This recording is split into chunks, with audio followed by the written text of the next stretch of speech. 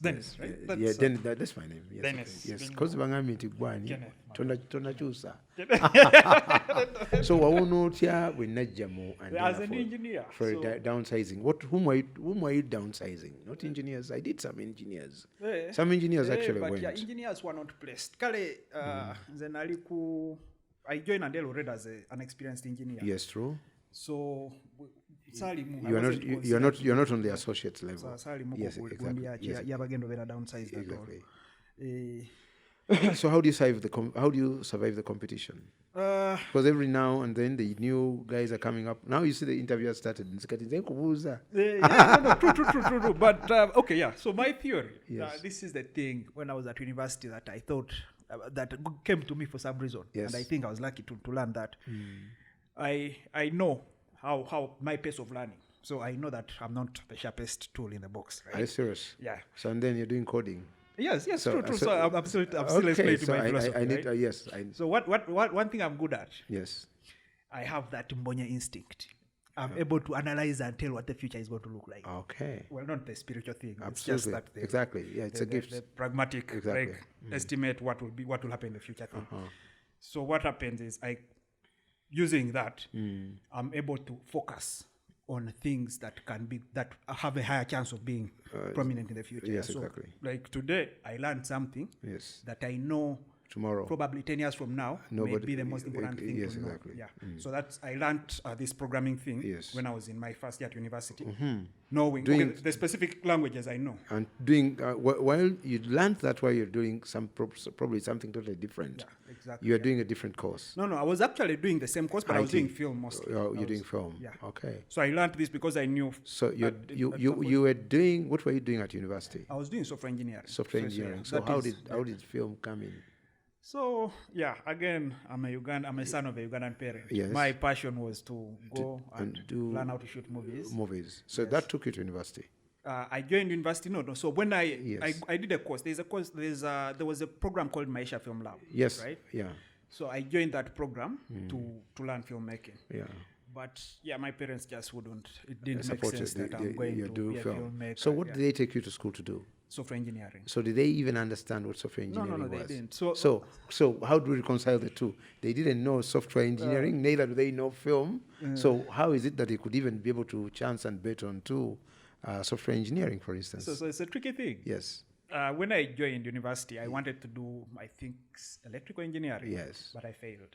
You did? Yeah. No, you just didn't. You're not up to the game at that point. You never failed. Yeah, true. Okay. But what happens is, the year that I'm supposed to join MOOC is when the new course, software engineering, is introduced. So do you miss electrical engineering in any case? No. You don't. I'm so glad. So would you get an insight? Would you have gotten an insight what software engineering could have been? Sorry, electrical engineering could have been vis-a-vis software engineering at this moment. Do you have that parallel? Yeah. So I know right now what so is required. Would it be more boring the other side or more exciting this side? I'll tell you, it wouldn't be as lucrative. Right? Not boring. So boring part, it's very challenging. Yes. Also, I'm not, as I've told you, I'm not like the smartest person in the world. Yes. It's very challenging. I did math at A level, but it was a struggle. Yes. I think physics actually was the only intuitive one. Math and chemistry was. So what had informed you to think that you do actually engineering and for that matter electrical? Well, I did sciences at A level. The thing about... So did you do the sciences? I'm still chasing you back to your formation. Sure. So did the sciences, were the doing of sciences an informative? Was it an informative for you when you're doing sciences, or was it a copycat culture? Yeah. I think actually both, right? I enjoyed physics, for example, right? Math was a bit too abstract for me, right? To a casual listener, physics is physics. So what is physics? So that we can probably be able to understand. Okay, so the physics, sort of the science of understanding the objective world, right? Sort of putting, if you look at, for example, most prominent people, names in physics like Newton, what it does is he creates stories around behavior of natural things, right? So he says, if you roll this stone at this pace, we can predict where it will fall. I met a professor who does quantum physics. I don't know whether you've come across something. So like I got a very small introduction to quantum physics. Quantum physics, yes, exactly. And so I also, because physics for me was a passion, I did a little bit of physics in my own free time. Oh, yes. So self-tutoring. Yeah, self-tutoring. Yes, okay. So the reason I did sciences in A-level was, again, I liked physics. But and you didn't like the rest of the other things. I liked my chemistry teacher in O-level. So you liked the chemistry teacher. So is that a typical example of a mismatch between people's wants and their desire for career? Or even career guidance for this matter? So the thing also is, okay, from how I see it, again, from where I am, is the linearity, right? Yeah. So there is some sense of cause and effect, but it is not simplistic, right? Yeah. So it's not, I know for sure that I'm not here because I did physics, right? No. There are a few other things that came into the middle that influenced this situation.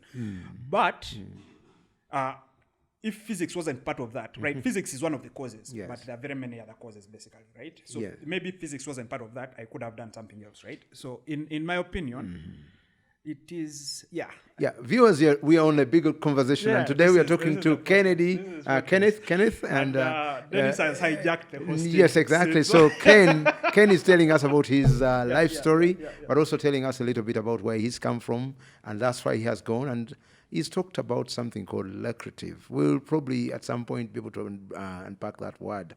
But on Big Story tonight, we have Ken, and Ken is telling us the genesis of this great idea. And you can always tune in us live, and also probably go into our channels and be able to get us live and be able to share, but also like our channel, and then we can be able to see whether we can ask questions, because this is for you, and we bring it in a way that it has not been told before.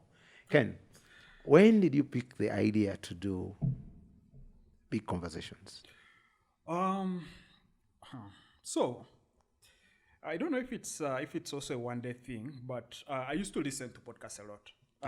I used to listen to mostly American podcasts. I used to listen to... Our friends out there might not even understand what a podcast is. Yeah, okay, so podcast is sort of a program, like a radio program, but most of these are pre-recorded and they are streamed over the internet. Exactly. Right? So it's very, very similar to what radio is. Yes. But it's... most of it isn't live. I think some people podcast live, but very few. And most of it is streamed over the internet. So, I blame most of this to the death of hip-hop. I used to be a very big fan of Eminem. And tell us.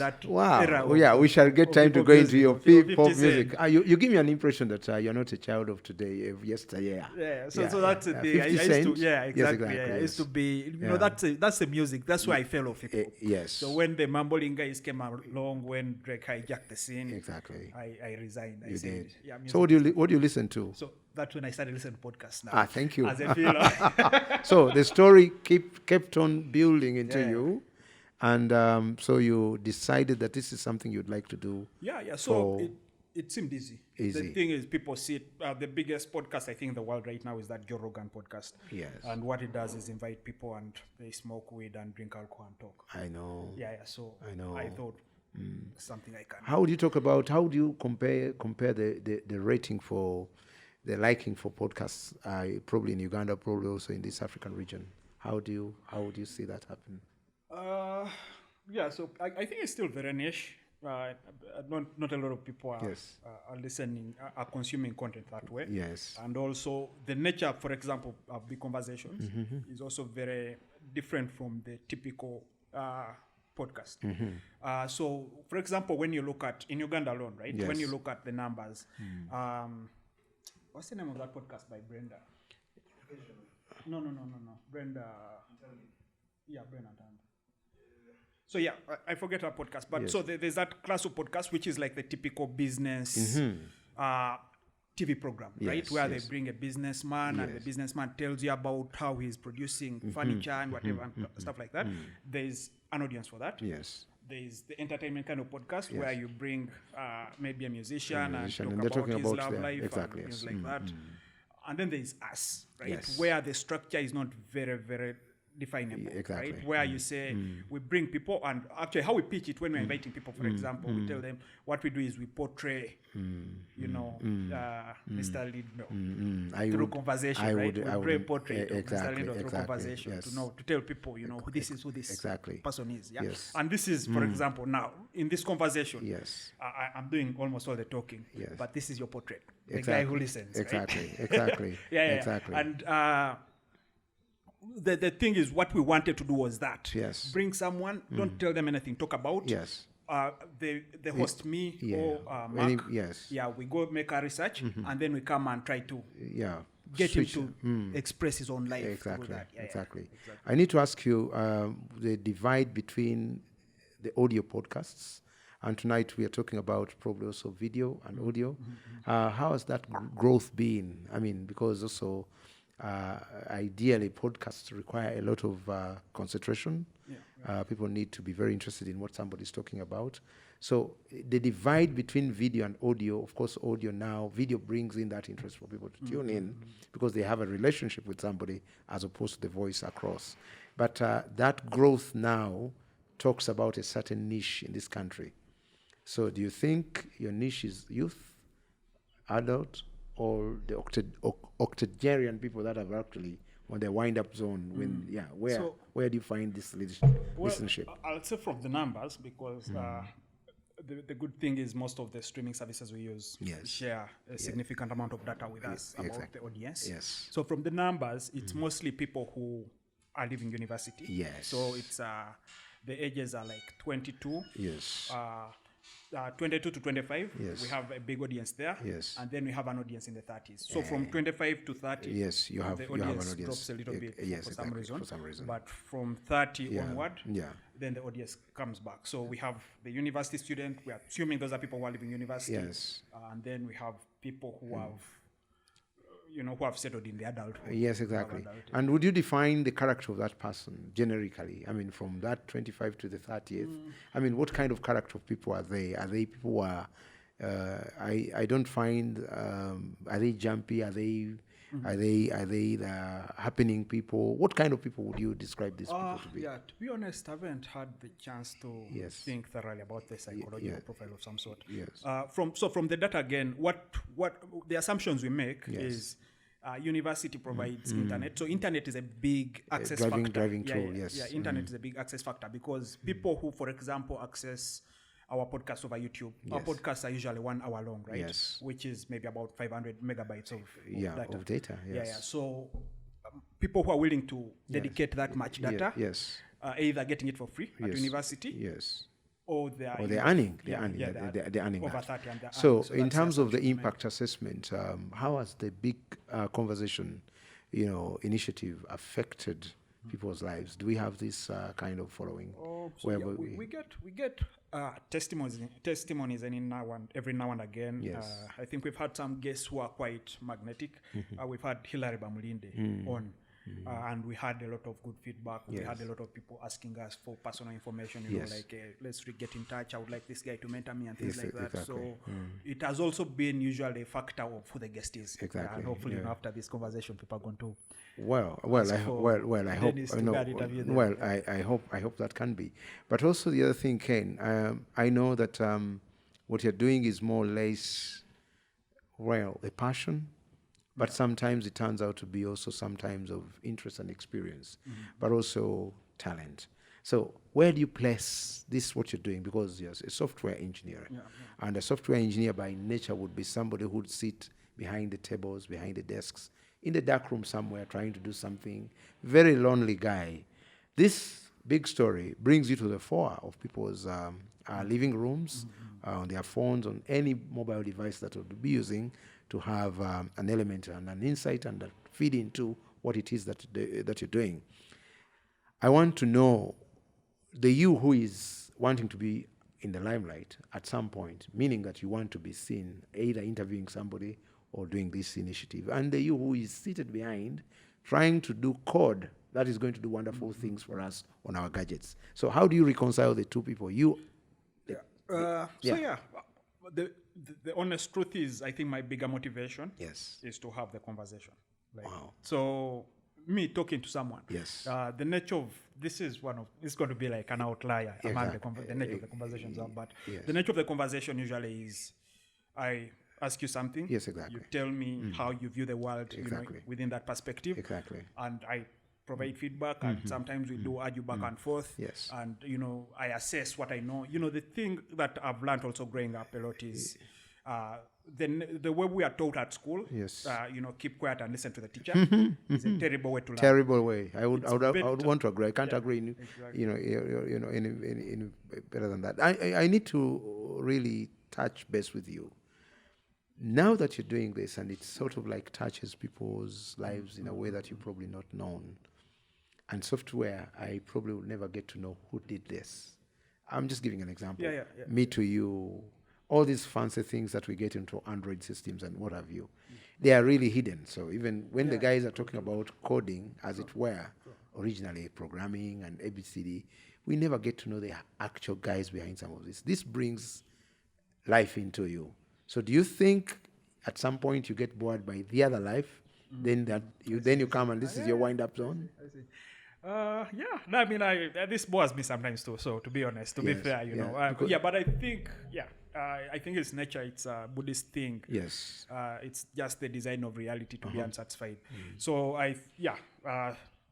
it can be dull, writing code alone, looking at your computer for hours. Exactly. It can get dull, obviously.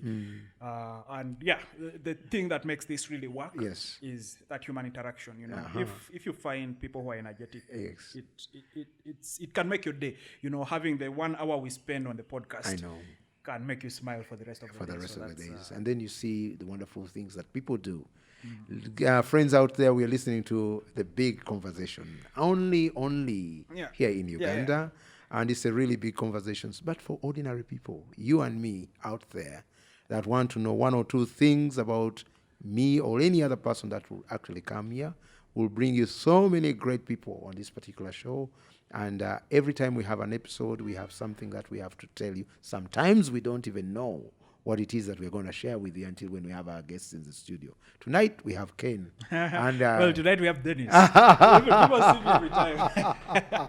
But there's something about Ken that none of you has ever known. And that's why we want to unpack him. And when we unpack him, then we get to know. Today we'll start with Dennis, and the next episode it will be Ken. So but seriously, I also actually wanted to ask the same questions. Is that so? And I know you've hijacked my station. Is that so? But I really wanted to ask. So, from the little again I've gotten to know about you as I prepared for this conversation, is you're strong into motivation speeches, public speaking basically, right? And this is not, for me, very different from conversation, right? There is a goal. Usually, I do this personally for selfish reasons. I enjoy having the conversations, but for you, for example, from the conversation we've had before, you're also interested in impacting that person, sort of changing someone's perspective or inspiring them to see things differently and things like that. And I wanted to get it from your mind, what is this public speaking about to you? What, not even public speaking, what does it mean to you, having the conversation with me? What does it mean to trying to understand my thought process? Exactly. Thank you, Ken.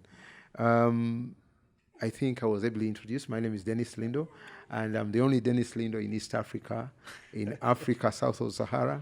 And of course, there are a few other Dennis Lindos around, but that doesn't make a difference. What makes a difference is what it is that we share. The names usually don't have so much meaning. These days we have people changing their names for any reason. But the most important thing is that what it is that comes from whoever that you're going to be listening to, and the substance sometimes too. I do quite a lot of things as a person, but predominantly I am very interested in the space to help small and medium enterprises to grow. And usually an enterprise is run by individuals.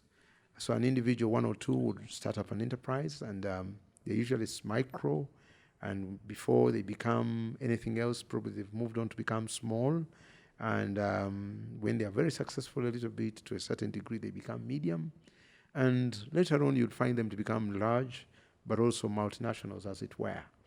So my spectrum of work starts from the micro.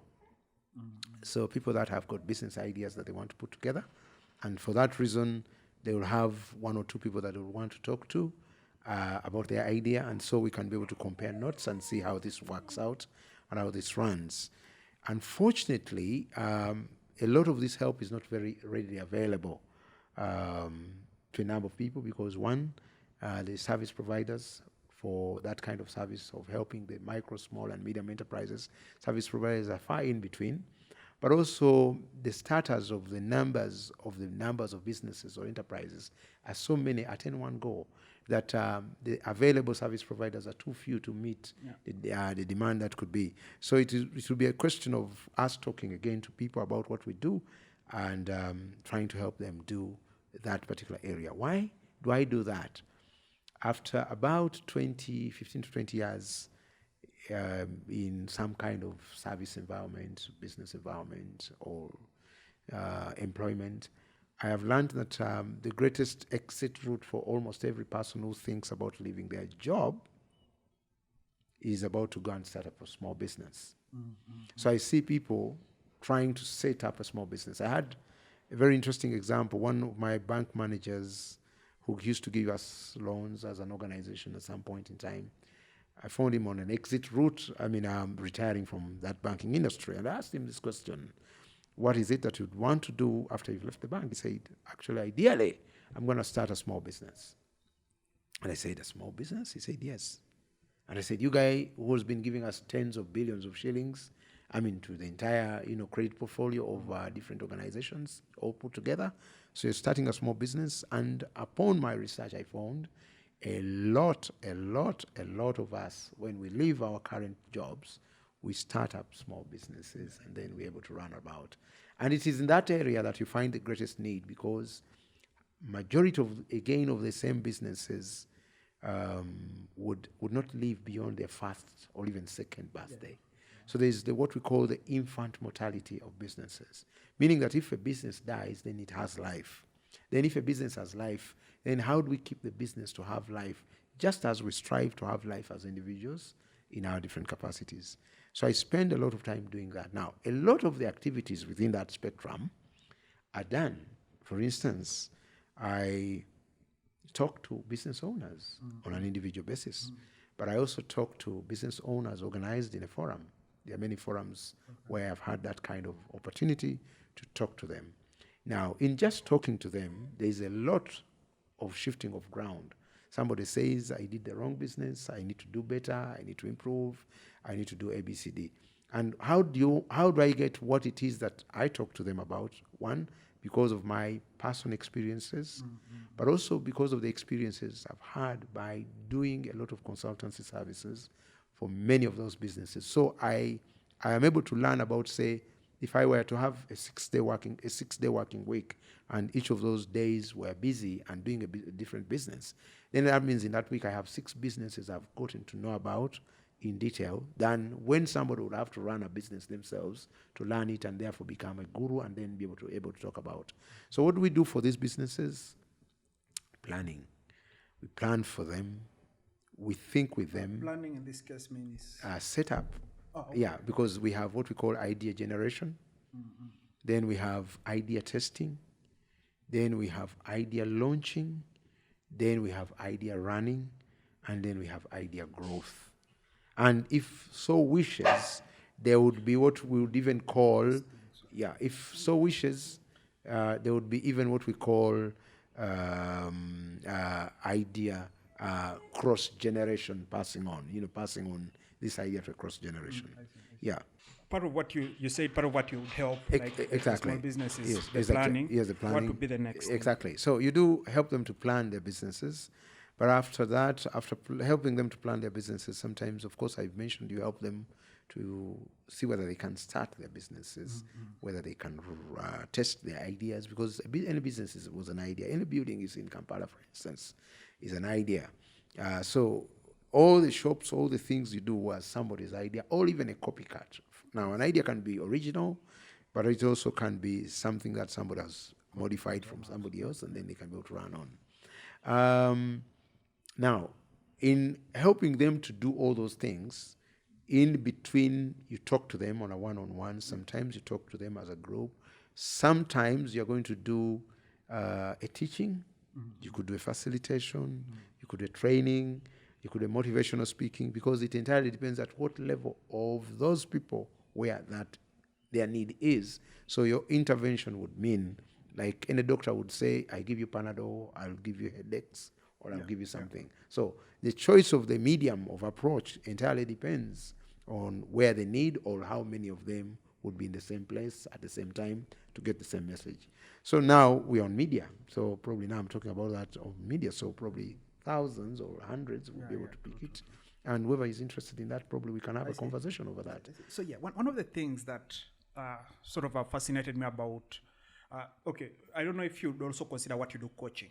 Yes. Yeah, exactly. So so there are two schools of coaching. Right? They're the kinds of people, for example, Andela, we've talked about, we had that story about Andela. When I was at Andela, when you join Andela, you're introduced to a coach, right? And what this coach does is help you perform, basically, with the personal skills, the sort of technical skills. So they know you're a good programmer already, you can write code, but they want you to blend it. Exactly. Right? And so they introduce you to this coach, and basically what this guy does is impact all this stuff, psychology stuff you learned in school on you, right? But then there's another school of like organizational theory, right? Where the coach is not interested in any one individual per se, but how these individuals relate, right? Like, if you're an organization, say for example, our small setup here, right? We're about a team of maybe less than 10 people, right? And the kind of person who would come and say, it is best if this is how you relate, right? Like maybe if you had a flat structure, if you had like this sort of hierarchy, instead of like identifying any one person and saying, hey, you need to wear a suit, or you need to look directly in people's eyes and things like that, Where does your kind of coaching fall among these two? It's a very interesting thing. And the activities are a wide bath. It's a wide bath of what it is that you can do. For instance, there are a lot of organizations that require services directly to their employees. So you do mentorship, you do coaching, you do hand-holding, you do supportive roles to every individual in terms of their personalities. You do counseling. So it's a wide range of things that you do. Now, it also means that as a service provider, you decide where your peculiar strengths are. Now, I am more of a trainer than a coach, but also when I have opportunities where people want coaching, I've been able to do, for instance, a lot of coaching for middle and senior level managers, because I've been there, and then it makes me probably understand what it is. Actually, before coming to this, I had already had a discussion with a CEO already. I was talking to a CEO about something, and we went through a whole range of things. So sometimes it's just a bouncing off, pad that somebody has with you, and they want to see and validate what it is that they're thinking. Because at a CEO level, they want to hear a different mind. Now, a coach knows what needs to be done for a player or an actor to be able to achieve that objective. A coach would know. Now, I have come to understand that lately we have coaches that have been, say for instance in sports, that have been actively involved in former playing, and then they become coaches. But I also know coaches that have actually studied sports and they've never played football. You understand? So a coach is somebody who knows what should be done right, and would advise you about the best steps that you're going to take to do that. It's not necessarily true that they must have done what it is, because that means if I am a coach for, say, businesses, and businesses are many. You have businesses in the medical field, businesses in transport, businesses in education. The standard jacket is that you have a performance parameter that you want this business to be able to perform and get. So how do you help this person perform the different aspects of that parameter in order for them as a business to perform? I don't need to get into the dynamics of that particular industry to know about medicine, for instance, or even pharmacy. But I need to know that a good pharmacy should be able to act like this, just like a good school should be able to do, or a good hospital, or a church, if it were. I mean, I've done so much work for churches as well. So we mentor. It's a very close relationship. We coach where people have a deficiency.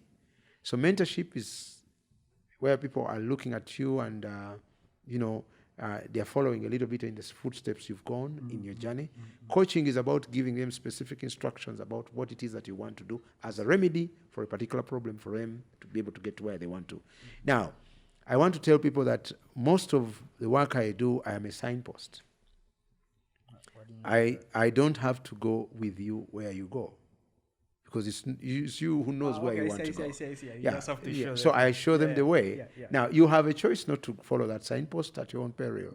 But the truth of the matter is that because of the additive experiences that somebody has had as you interact with the different businesses, then you have a wealth of experience that you learn from interacting with people, because it's a live reaction. Like, for instance, when I had a chance to downsize some of these organizations we could talk about, you talk to people. So you interview them. You get to know what it is that they've been doing, and what it is they're likely to do when they're going in a downsize. And so you also have a chance to tell them a bit of maybe your experience when it so happened to you a couple of years ago, or from some of the experiences you may have known from elsewhere. And so you're able to put a perspective against, somebody's need at that particular moment in time. So in a typical downsize, for instance, there is a question of uncertainty.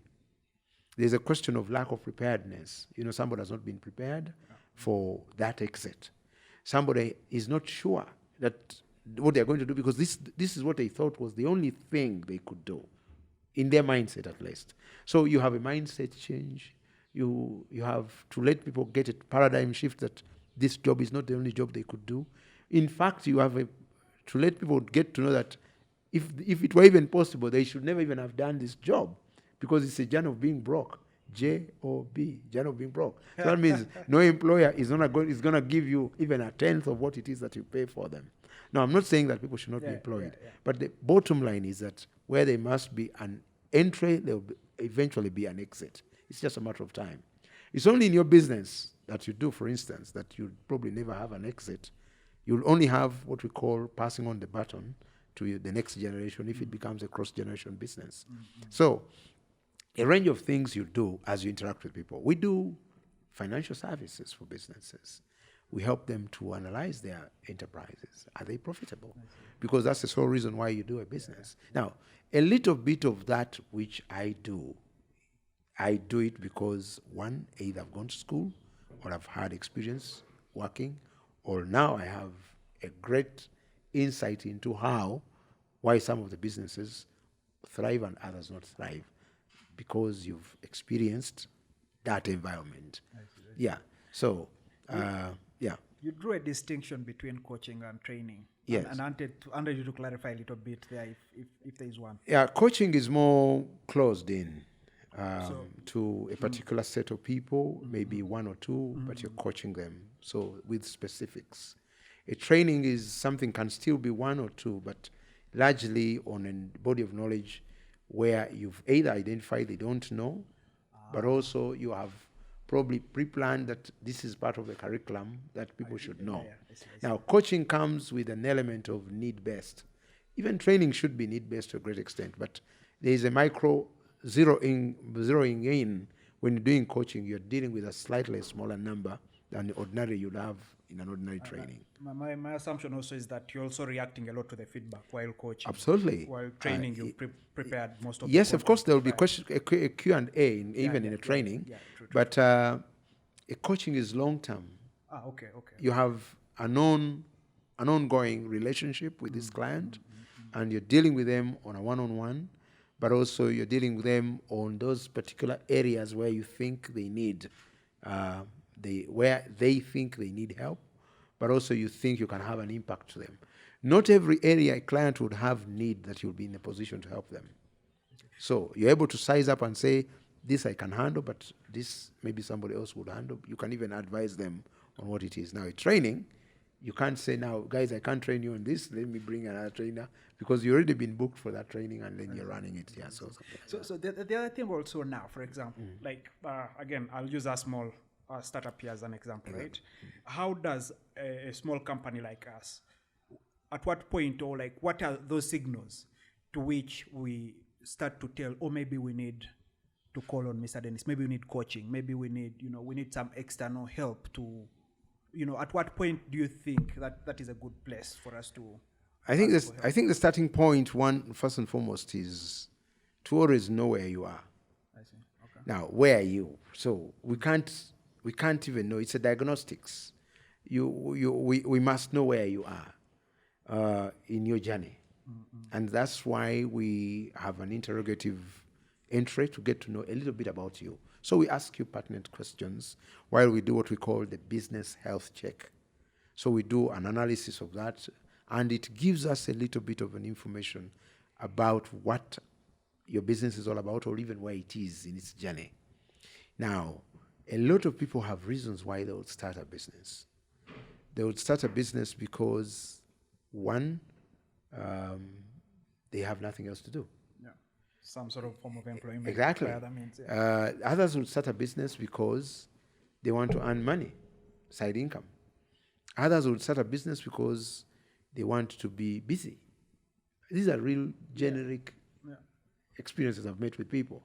Now, other people want to do a business because they want to provide a solution. So these are all different people.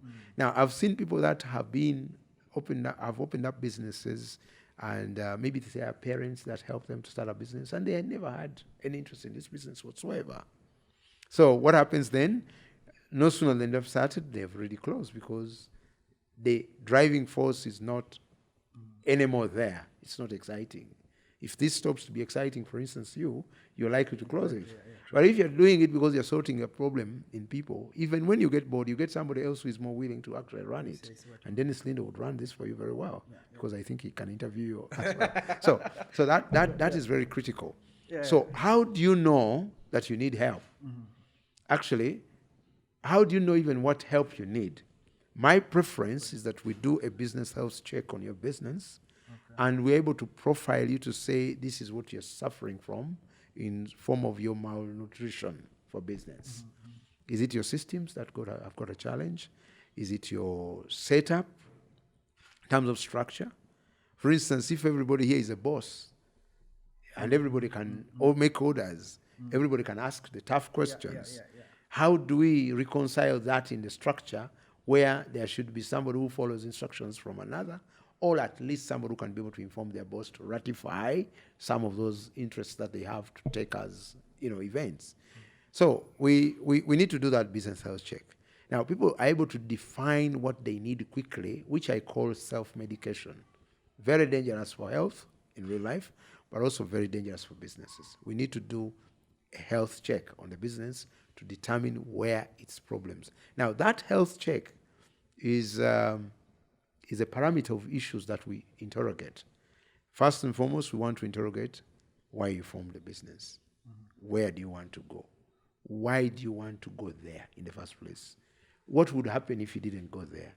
With who do you want to go there? How do you want to go there? When will you go there? What have you done to go there? Mm-hmm. What has failed you to go there? What do you think would be the contributors of the issues that would make you not to go there? To what extent have you contributed to the contributors of the negation for you to go? You see, we ask you all these things. So how do you do your things? So, how do we get, for instance, this interview in place? How do you determine that somebody should come on a cast? There must be a parameter of issues that one would follow. So when we do that kind of tick-off, then we get to know. You do things kienyeji. Now that's a Swahili word. You do things kwara. We get to know. And of course, I know Big Conversation is not one of those, because it's big. Are we together? I think you're being very generous.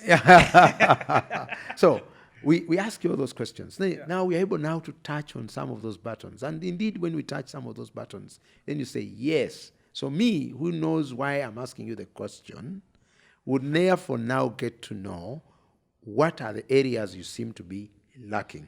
Mm-hmm. Now, we can be lucky that you can already inform us what it is that you're suffering from. It's just like a drive of a car. When I go to my mechanic, I'll tell them this car does this. So I'm usually the first mechanic. We also understand that you're a first diagnostic person. If you're running your business, then you know probably a bit of the issues. But often the things you tell us are usually a little bit far off from the real issues. Because if you are the cause, say for instance, of the problem, you'll never tell us. that I don't pay my workers very well. So as we do the interaction with some of these people, our salaries come late. When they come, they are penalized. When they do come, they don't come in a lump sum. They don't even come when we know that they are supposed to come, but we are demanded to work beyond what the salary can even be able to afford, and we're still. So we are able to know. Then we get to know, how did the workers come, how did you employ them, what kind of qualities would they have, qualifications, what kind of capacities. So is it commensurate with the market, and those kind of things. So we know.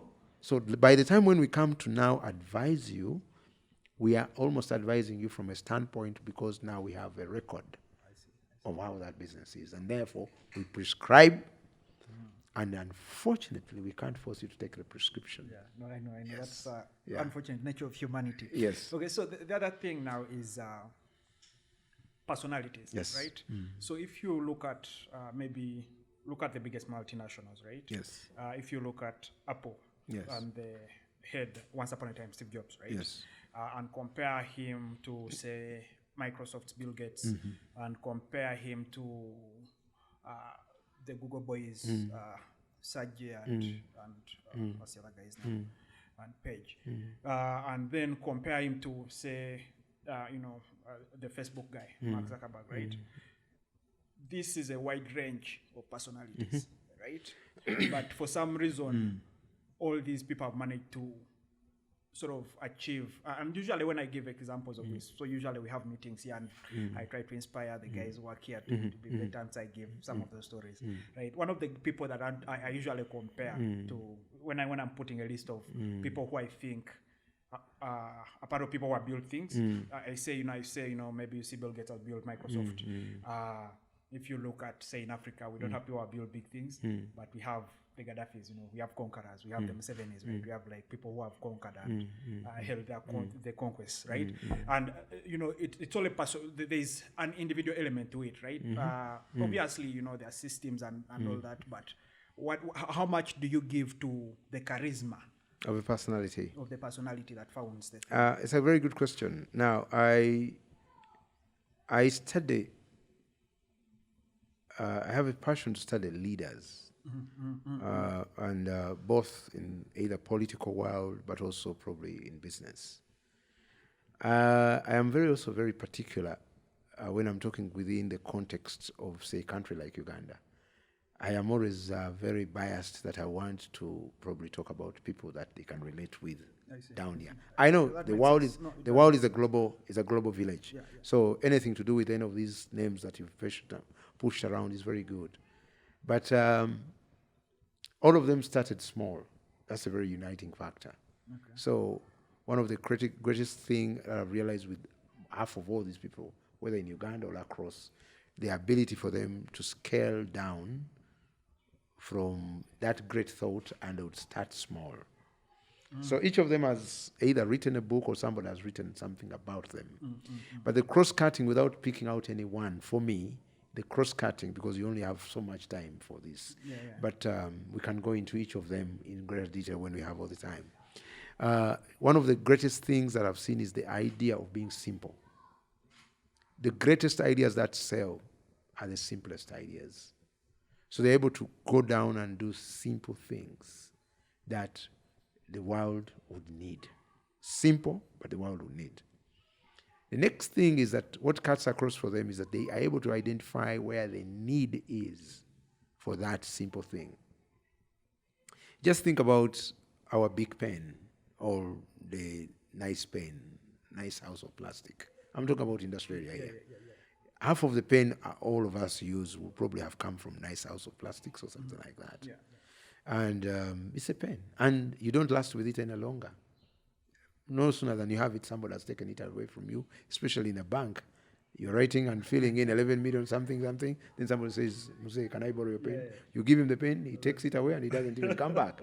So you're left having not written 11 million shillings only. The only has not been written, and the guy has moved with your pen. But that pen, you have to buy every day if you have to do something like in an organization, like in a formal organization, like a bank.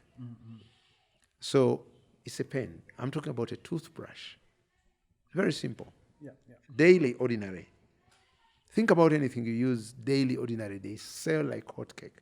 So these guys have always identified the simplicity, the need for simplicity in what it is that they do. But secondly, they need to find out, the rationale to find out where the need is for what it is that they want to bring on the market. Because if you have what it is that they need on the market, then you have something to sell. The other thing I've also seen is that most of the most successful people I've seen, or even read about, want to learn. Now, I know you want me to talk about their charisma. And no, I'll true, get there. true. This is why. Exactly. Please. They want to learn. Because you learn, today we are learning, we have relearned a lot of things along the way. Yeah. And we think that as you keep on learning, you have to learn, unlearn, and then relearn different issues. It's not a cliche. Yeah. You have to learn things. I learned that there are many things I don't know. Did you hear what I said? I have learned that there are many things I don't know. And if I have to learn those things, I must be willing to learn.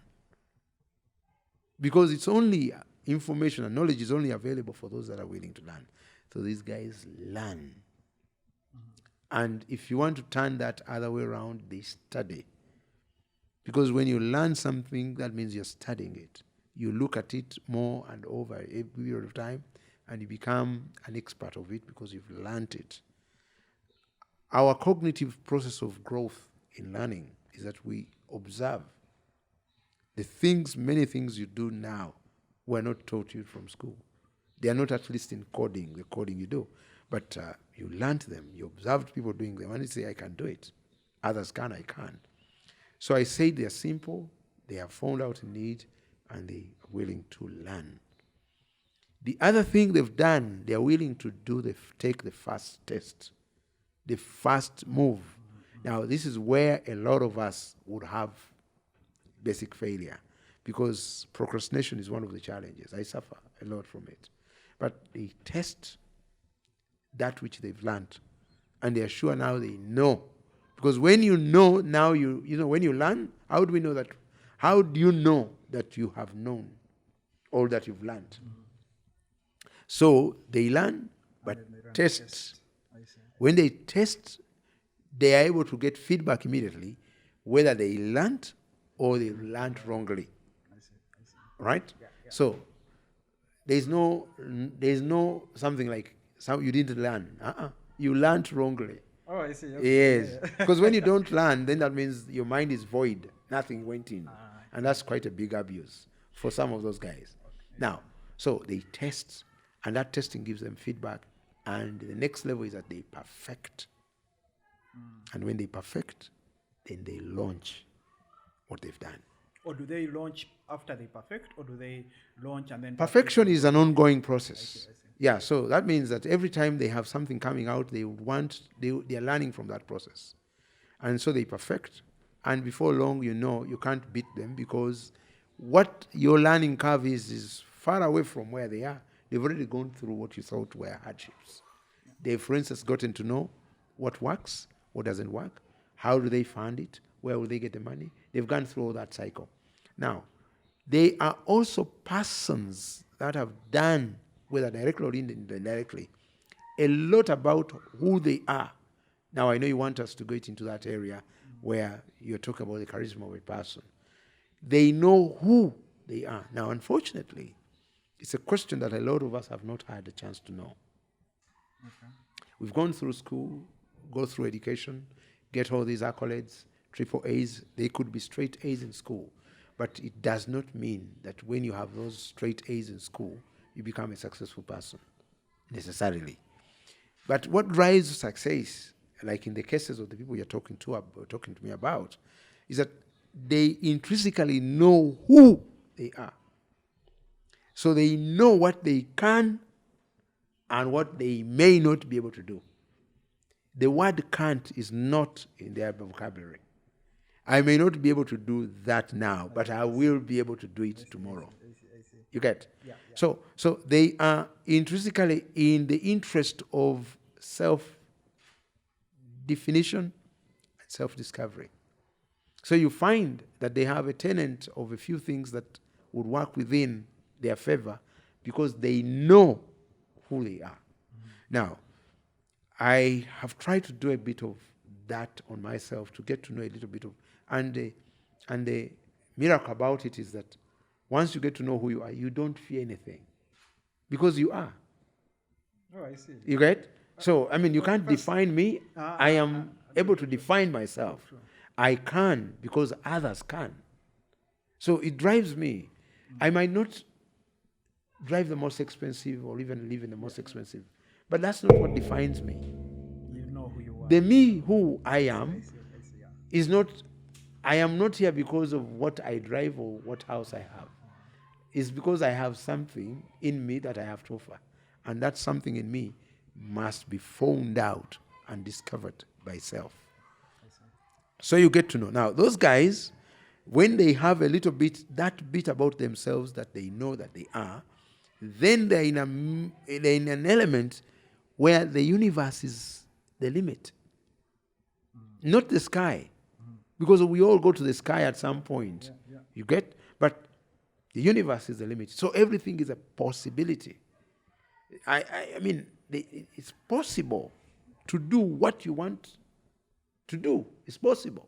Now, you can be limited by temporary things like lack of technology, lack of money somewhere. But you see, in this conversation, just this conversation, money could come from it. Just what we are saying.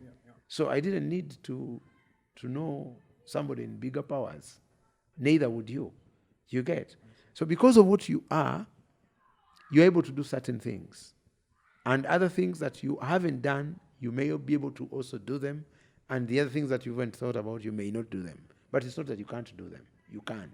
It's just a question of time, but also a question of belief and a question of the fact now. Now, if you hear me now, I'm in a gear of a motivational speaker at that particular moment in time. I'm already inspired. Yeah, exactly. Yeah. So, it's possible for you to lead people.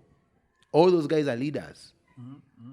Because you must lead them in the direction you want people to go. They had a sole idea in their brain, probably overnight, probably they were sleeping or even dreamt. But when they had that idea, they said, this is the direction I want to go with this idea. So whoever is available to follow me, please follow me. So they are leaders. These people, you're talking about all of them, they are leaders. But there are also people that are very interestingly, now I have so many concepts I would like to share with you just on that. But the point is, there are people who are also not selfish. But I mean, that's the only reason why we have all these great softwares coming across. I know in the software world, you know that there are a lot of free software. So you wonder, how do people benefit? Right? Open sources. So how? But they know that the more you use that software, they will gain from something else that you probably are going to use as you do that software. So they are not self-centered. They are able to share. I could talk about one of the people here, the late BMK, for instance, who over a period of time I had as they were laying him to rest, and may his soul rest in eternal peace. He had helped in any given year about 25 doctors. Gave them a chance to go to school. So he says, if I didn't become a doctor myself, why shouldn't somebody else become?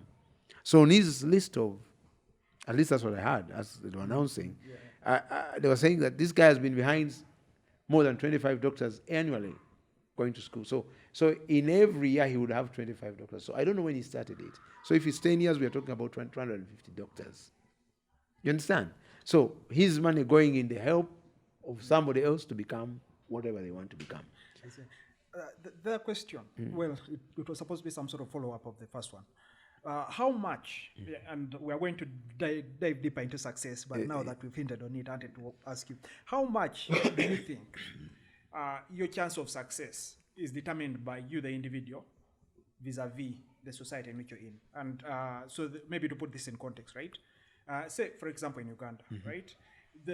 Most of the people who, I don't know if the word success is the right word, but most of the people who are rich, for example, here, are rich because of very unethical sort of dealings, right?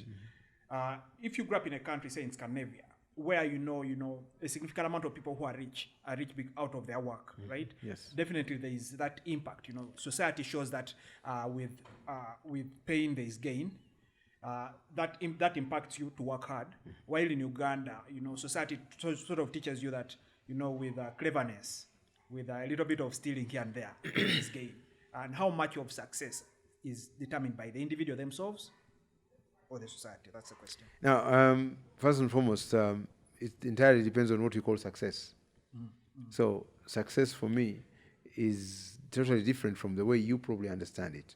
So we must get a common definition for success. Yeah. Now, if success is in how much you've aggrandized to become stinkingly wealthy, for me, that's not success. For me, success is totally different on a different parameter. That brings me to sometimes something I always talk about called the trajectory of life. Okay. In the trajectory of life, somewhere along that journey, we are talking about from when you're born to when you end being on the planet. What makes you and marks you to have been, according to me, what makes you to be seen to have been successful is how much impact you have had in the lives of others. That's what I call success. Even if you own the whole of this town and you've not had an impact on the lives of other people, for me, and I believe that many people believe like me, you are not successful. So, and I'm going to let you go. Sorry, let me just interrupt. Yeah. There is a big conversation, especially around when people criticize the billionaires, say the Western billionaires, right? Yeah. And the conversation is, by the mere fact that this person is a billionaire, yes, that means at least in one way or the other, yes, he's impacting your life. He's either employing your auntie or he's the one who owns the airlines that used to fly. That's not necessarily true. That when you're employing everybody that who is related to me, therefore, you are impacting on them. Oh no! So the conversation here is that the richer you are, the higher the chances that you're impacting more lives just by the virtue. That's of being not true. Rich. It's not also necessarily true that the richer you are, you could be actually, how do I call it? You could be squeezing. You could be taking advantage of people. That they actually people who have left employment after working for you and they've never seen any value in their lives at all. Yeah, I can talk about a few Ugandans I know that have done great things. But success is relative. That's the point I wanted to say. Yeah. You can have financial success. You can have intellectual success. You can have family or relational success. You see, there are many so-called rich people you see who are actually crying in their beds. Yeah, I've heard of you understand? Yeah, exactly. There are probably quite a number. So to me, the realm of life for me is, if I had a chance to have had my board, because as now a teacher trainer, I like writing, but next time. Yeah. Now, let me just draw a box, a square. A square would be that square you see, and in the middle of that box is you, letter U, meaning you. So you have 4 facets that are very important. Number 1, on the top of the box would be your spiritual life. And on the bottom of that box would be family. Okay. Now on the left hand of that box, depending on where you look, how you're looking at it, would be society. Right? And then on the right hand side of it would be your aspirations or goals. So, you can't be successful, according to me, if you don't have the right spiritual orientation. I'm not a preacher, but I don't even regret being one if I were to be given a chance. So, you need to have an orientation spiritually. At least that defines you. Right. Now, that's on that side. I'm not going to that. But they have 3 dimensions. One is neutral, negative, and positive. Neutral, you have no subscription to a true living God. Negative, you believe in a certain God, only that is a small g. And the positive one, you're talking about a true living God. Now, you must be successful in that area. At least you're successful when it's positive. There are very many examples of successful Or those don't meet what you call, I'm talking about success. Yes, I'm talking about your parameter for success. Go ahead. Yes, exactly. Yes, now, then family. Family, down, below the bottom, is very important. Are you successful in your family? Now, success in the family is also a number of parameters. Is it the number of children you've had? We've had people who have 60 children, and they have all gone to school. Then we have had two people who have got two children who have never gone to school. They've not managed to take them to school. So how do we measure success in that area? But I think in the family, for me, as a setting, you'd want to have children that are going to be useful to society. So whether they've gone to school or not, they have to be children that have gone through society, so that are going to be beneficial to society. So your family must be seen to be successful. They can't be robbers. They can't be all these guys that are doing. You're fighting because you might have all the money. You remember there was a man in one of the books who actually had somebody called the prodigal son.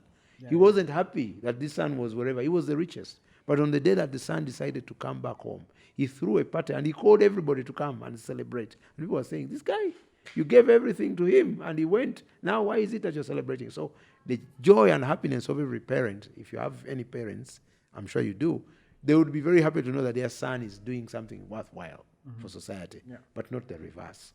Now, so you need success at the spiritual level, also at the family level. Then you need success in society. Because of your family, how your relationships are in the family, and how your spiritual orientation is, society accepts you.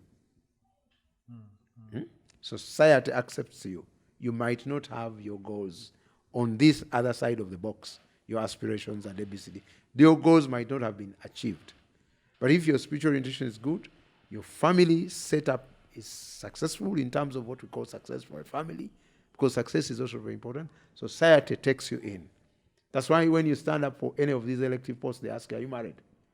Half of the MPs today were able to rush, especially if they're not youth MPs, to go and actually tie the knot quickly in the DC's office, just to show the electorate that they had a family, they had a spouse. So people gauge you. The only reason why you have tabloid newspapers is because there's some turmoil in the family. Whether you're talking about the Queen's, family in Buckingham Palace, or you're talking about, the presidents in the Obamas and in America, we don't hear much about family in China. Neither do we here in the Far East. Are we together? But the critical question is that even when you go there, they have very strong family ties that make them very successful. Actually, what makes China today become very successful is because every unit in the family, every family in the country is a unit that produces something for the world. That's what makes China become very successful. So society will take you in if you are rightly formed, because spirituality forms your well-being. You have norms that you practice that you don't want to do. You want to be your brother's keeper. Are we together? Now, when you come to family, you must be responsible. There is a question of being responsibility. This responsibility you see that lacks, especially in many of the places that you're talking about, people are aggrandizing this and that, is a question of morality that fell short within the family. Now, society is made up of the different family units. So how do you become successful? Because another successful family looks at you as a successful one, and they can work with you. They can have different financial backgrounds, but that's the only reason why we work together. Now, let me give you a very practical example. Success is relative. Somebody wants to become a maid in your house, and you need to have a maid in your house. Do you understand? Where the meeting point is. You need a maid in your house, and somebody wants to become a maid in somebody's house. So if this maid were to be brought in your house, and they came out from a broken, unsuccessful family, they can never live in your family. Because they actually become the breakers of your family. So you'll not be successful even when you have a great job, which you do in your aspiration on the other side of the square. You'll always be fighting to come back home to sort out issues. You'll install cameras, you'll do ABCD, because you have that element. So you'll never be settled. So you'll do the numbers, you'll do the great codings, but you have a dysfunctional family. For instance, when your kids are either being abused or they are watching different whatever. So success, to me, of any measure, comes from those four sides of the box. Now, on the side of aspirations, people aspire for academic excellence. People aspire to be wealthy. People aspire to grow a region influence, whether politics or what have you. People aspire to become, all those great things that everybody wants to become. Mm-hmm. And ultimately, at the end of the day, the measurement for your success will be what you've done for the side that talks about society, not anything else. Because what you've done for society will also reflect on your family background and your spirituality. I see. Would you consider Sir Isaac Newton a success? To a certain degree. I said relative. Okay. Now, of course, depending on who says, Newton did what he's the father of physics. And I think that's why you like physics. But I think he was a very, to me, successful person, because you'd probably not do the physics we have today. Life is physics. I see. Yeah. Okay. I see. Yes, life is physics. There's nothing about life which is not physics. You have both a lot of chemistry and biology, but a lot of what we do, the chairs we sit on, is physics. We're talking about dimensions. I see. Exactly. Yeah, so physics cannot be so the reason I actually asked is in his personal life, at least from some of the biographers, he was a terrible person. In fact, people say he waged the war. So besides physics, besides the laws of physics in his book, he's also known for crafting calculus, branch of mathematics. But apparently, he wasn't the original thinker of that form of mathematics. Yes. But he's known to have used the power he had by his faculty at the institution he had to make sure no one ever knew about the other guy, right? Yes. But the question that I'm asking is, I don't know if it's true or not, by the way. Yes. But in a world where it's true, imagine it's true. You're such a terrible person, but the fruits of your work make such a big impact on the world as we know it. Now, are you still considered now let me tell you, that's why I told you the word relative. It abdicates me the responsibility to be judged, to be not even to be in the know of certain things. I say success is relative. Now, some people think Hitler was a successful person, depending on what measurement they're using. But I've given you the four measurements. But even some people think, actually, now in Uganda, very prevalent, a lot of people think that Amin was a very successful leader. Because you mentioned about some of these other leaders across ULBC, as you asked me that question. I see your point. So the success of a person can become skewed. The measurement of success could even become skewed. Meaning that I only look at one side of the square. Are we together? And I only look at that and I say, to me, I think it's successful. Yeah, it's successful. But when we put it on an equal measure, we had, say, for instance, Mandela. Mandela struggled. Spent 27 years in prison. Yeah, but he struggled in his relationships. Yeah, true. You understand? But to a great extent, now, we might now decide to say, how do we measure success? That's a question. But also, what ratios do we use? 100%, 10%, ABCD. Now, that awarding of the relative success is a theoretical thing. Now, there are people who are going to be heroes in your life because of what they've done in your life, and that has impacted you, and therefore you regard them that, and therefore you keep them in your mindset. We have a lot of people that we should consider as very successful, regardless of the other factors. Because even first and foremost, let me give you an example. That square I've given you is 25, on each side is 25%. So if you have what we call a pass mark, if we were to do it academically, so we have a pass mark. If we were to do it as a pass mark, your spiritual orientation might not be very strong, but you're very strong in the rest of the others. You'll still be guarded successful because now you've hit the pass mark beyond 50%. Are we together? Agreeably.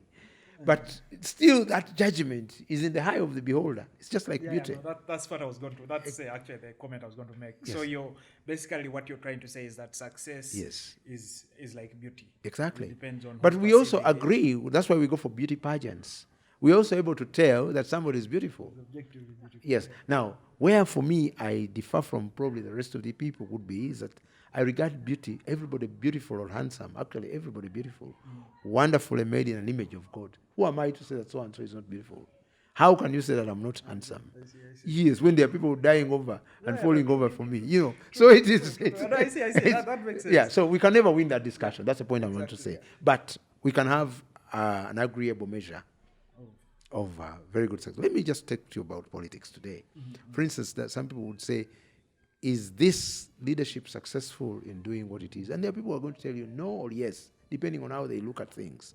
But squarely, if I were to put what leadership would also be on those four corners, then you'd find there are areas that need improvement, there are areas that have been very, probably in some of the past regimes, we probably will never have this discussion. What are you planning? Where 2, 3, or 4 are gathered in the name of politics, you're plotting for an overthrow of government, something like that. So that is possible. But probably it's also an inalienable right. It's a right that somebody should never be able even to feel that we are so proud to have had this conversation, because we are supposed to even have it. So there's another argument to that effect, that we should not even be proud that somebody is giving us. We are supposed to even have it in the first place. Nobody gives it to us. There's nothing special about it. But we want to make things simple. What makes life meaningful is life being able to have a meaning in the things you do, and greatly, most importantly, for others. Because at the end of the day, life does not have any meaning unless if you've had an impact on the lives of the different people. The software that, for instance, you do would never make a meaning unless if it makes my life very easy. That's why when somebody sings today, musicians, we know a number of them, how is it that they're crying now to say, open up the space so that we can sing? And I think they can sing online. I mean, if I'm talking to people now, I'm going to be talking to people possibly online. Why is it that people are not willing to sing online? But they want that connection. People, what you do for people. When you cook food, you can only be so happy when everybody else has eaten and they're saying, wow. I agree. When teachers teach, you are only happy when, and you'll never be be able to enjoy the success of your children in a particular exam. But as they pass, because I do teach, so as the different people pass their different exams, you're happy. Because what you're affecting is not about you, it's eternity. You affect eternity. You'll never even be there, most likely, when that eternity moves. But the more people pass, the more you get happiness. You sit back and you relax and, bask in glory for what impact it is that you've done for people. And then that makes you to measure your success to have been one of such success as successful. I see. So I subscribe. Okay, I mean, this is a very good conversation. Yes. So before this conversation, I had my own way of defining success, and I think there is unfortunately, I consume a lot of Western content. Yes, exactly. There's the guy, his name is Naval. I think he's from India, but he's American, and he defines success with I think 3 factors. So he says, health, body. Yes, of course. Successful in terms of health. Yes. Successful in terms of wealth. Yes. And again, successful in terms of mind. Yes, so exactly. Mind and so he mixes mind and spirituality to be the same thing, right? Yes, exactly. And from what I hear, yes, you're adding the 4th pillar to that. Successful in terms of society. Exactly. And in this case, you're adding family and the bigger village to society, exactly, right? Yes. But you're not giving wealth. Yes. You're not putting it on the pedestal. You sort of, okay, I don't know, you can correct me if I'm wrong. You don't feel like wealth is as a big factor as maybe the rest of the other 3. Yeah. Now, I want to believe that wealth is an important. Money is wealth comes from you having had money. Now, but wealth itself is beyond money. Sometimes we have a wealth of knowledge, wealth of social capital. Your reference is a person like me, so I have my entitlement to think the way I want to think. I see. Because I am who I am. So wealth of money is a fat up bank account. Now, I don't know whether you watched any of these issues in the past, I think, season for COVID-19, where people were throwing money on the streets in some of these European countries. I think it was Italy. You didn't see. Oh, I saw the catastrophe in Italy. I didn't see the people throwing money. You didn't see that. You need to watch these things. It happened. It was vanity. Right? It was vanity. No amount of money can give you peace. Yeah. It can give you a lifestyle, certainly. The Beatles sang that song in the 60s, that money can give you a lifestyle, but it probably can't buy life. Oh, okay. Exactly. It can't buy love, it can't buy life. Where there is no life, there is no love. And where there is no love, there is no life. Yeah. So now you need to put that equation proper for you. You can love animals. It's very common. Some people have given their fat checks to animals. They're entitled to their way of thinking. But those dogs probably will never get to know, those animals will never get to know, comprehend exactly. So you are able to be who you are today, to be reflected in who you are, because also you enjoy a reciprocal acceptance by society. If your neighbors just decided today they don't want you here, it can become terrible. Yeah, and I see what regardless of how much you would have paid the landlord in advance. Yeah. Are we together? Yeah. So we need to be accepted, to be integrated. So it's not trees that will integrate you. Yes, we need, like now we have the climate change meeting, but you see, trees don't speak to us, or we don't speak to them. Or at least from a local speak. Though I know some botanists that speak to some of these trees or plants. But in the larger sphere of things, you need to reciprocate affection. And that affection can only be within a family context or from a social context. That affection can only be expressed in that level. You see, even when you express affection to an animal, you need to be loved, and the animal loves you, you love it. You understand where I'm coming from? If you love flowers, you're talking to them or even having them. You need to. So you can't be in a void. And wealth is not a solution. Money can't buy love. Money can't buy life. I see. But it can buy a lifestyle. So wealth, for its sake, is very good to have. But if it's not the end in it, that your end in life is for you to have just to be wealthy, it doesn't solve problems. We have had a number of titles. You remember a title which, check it out, The Rich Also Cry. You get? Yeah, they also cry. They also lose people. Now, during the pandemic, I saw what it meant here in Uganda, forget about Europe, that actually money could buy you space into a hospital, but it will not guarantee that you'll get out. I see. You understand? Yeah. So, there's a question and a danger of worshipping money. That's what I'm trying to run away from. The danger of worshipping money. I use money to do almost everything else. And sometimes when I don't have it, a few more times I don't have it as I would want to have it. But what gives me more peace is that I can have it. I can get it. And when I get it, it doesn't become the stop and the full stop of what I need to do in life. I can only use it to drive my agenda. Money is a tool, like a hoe would be a tool, like a car would be a tool, like a camera. Now, this recording is being done, for instance, by a camera. But would you like the camera to have it or your mind to have it? I see This is where I'm coming from. So you need to be humane.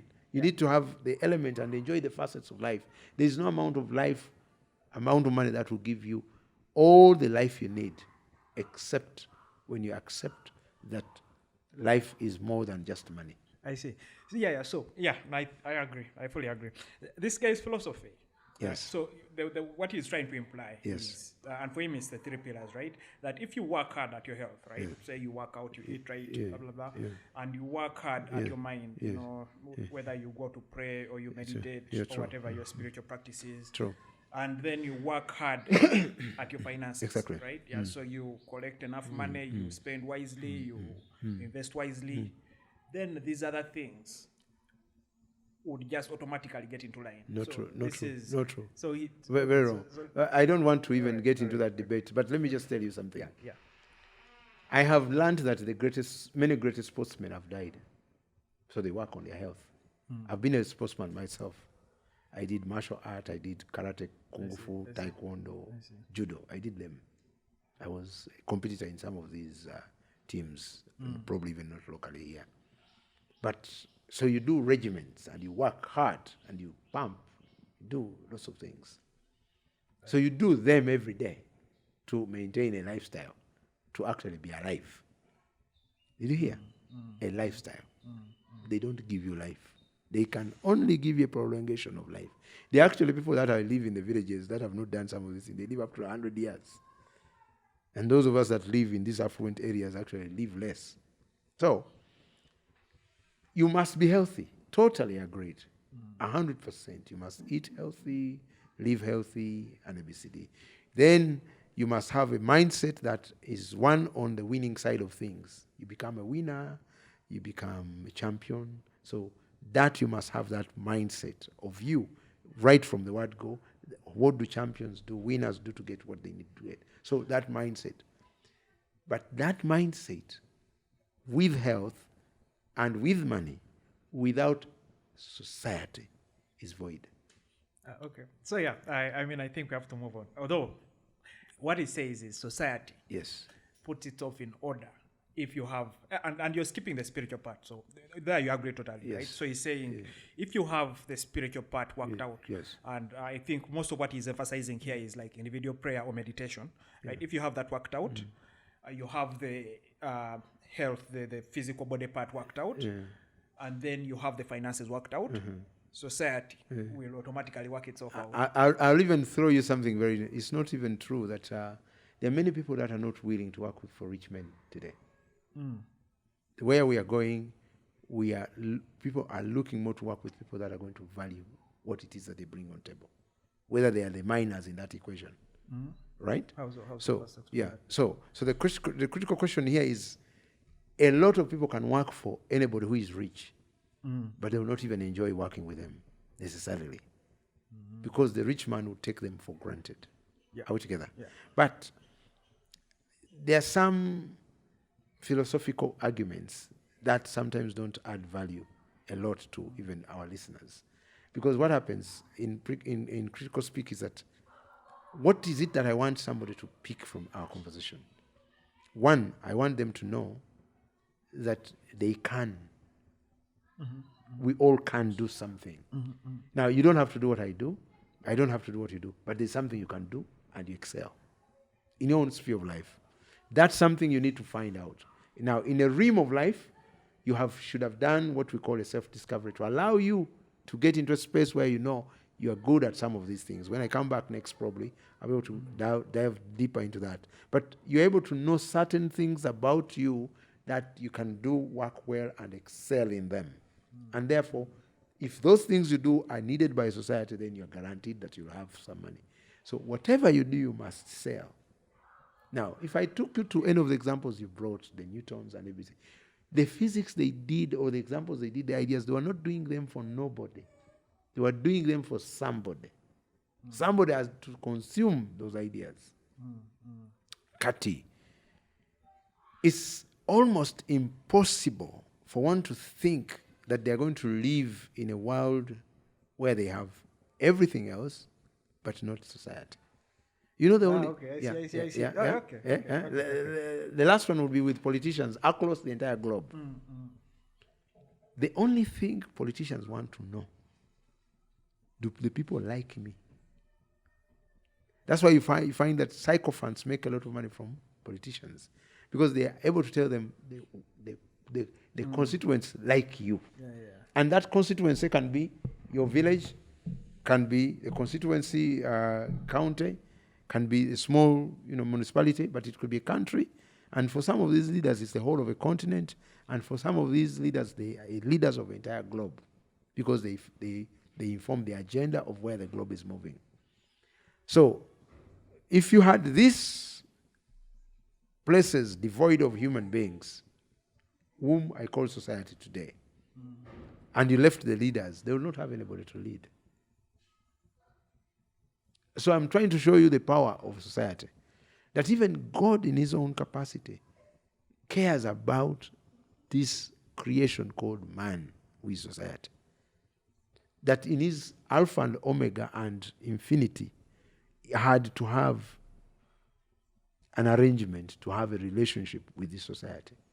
And so different prophets, as our religions will allow, have been in our midst to talk to us about an abstract aspect about a certain God, whatever. So even in his almighty aspect, he would not need us. But the so-called literature now tells us, spiritual literature tells us that we are wonderfully made in his image. Now, I know that when you do some of this science and you go into quantum physics and things like that, you might negate the doctrine of even spirituality, the existence of that doctrine. That will be a discussion for another day. And I'll need to... But you guess right on that. Exactly. Yeah, exactly. So you might negate the existence of that. The very negation of that existence makes you, in my opinion, numb. Not irrelevant, but very numb to what every else in terms of his creation enjoys in life. Birds sing and praise. Trees do. Rivers do. They do. Praise a creator. You can only explain. There's no president who has made a mountain. A few people have tried to do a lake. Some people have tried to, but nobody has done a river. They've done tributaries, but they've not created. You must explain, for instance, if we go into some of those things, and it's a serious, how do we have the Indian and Atlantic Ocean separate their waters and the waters don't mix? There is clear science that can explain. Okay, we're talking about clear science that can explain. So where does science come from? Okay, so... Okay, yeah. So we need to discuss those issues. Yes. No. But yes. Just to say, there's a writer, there's an American writer called Steven Pinker. Yes. Yeah. And in one of his books, he claims that yes. if aliens came to Earth, yes. and there is a way we would interact with them. Yes. The one thing, if they asked, for example, what is the one thing that as humans, or like as creatures of this earth, yes. you're proud of? Yeah. The one thing that we have to show, for sure, is science.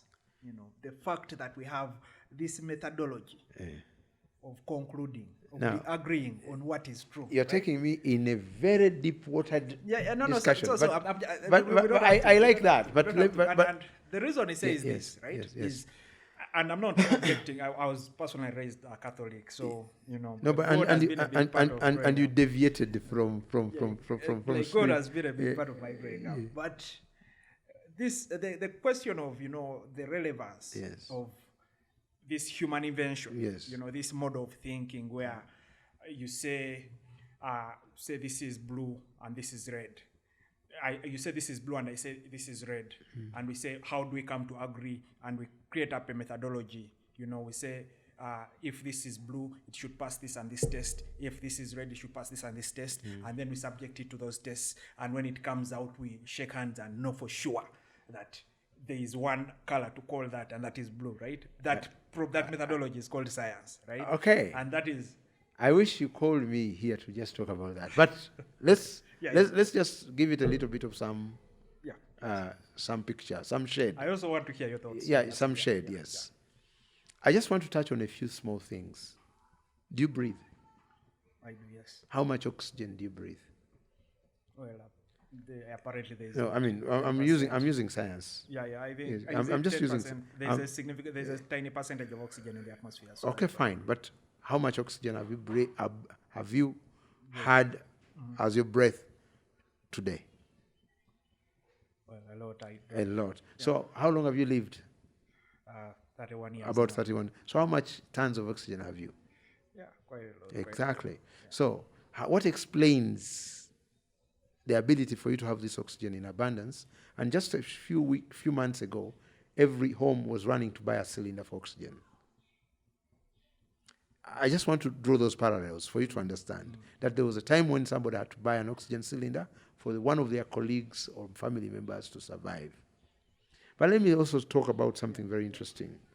You see color blue, which me and you know because we've gone through the same schools that teach us color blue. Yeah. But who told us that it's color blue?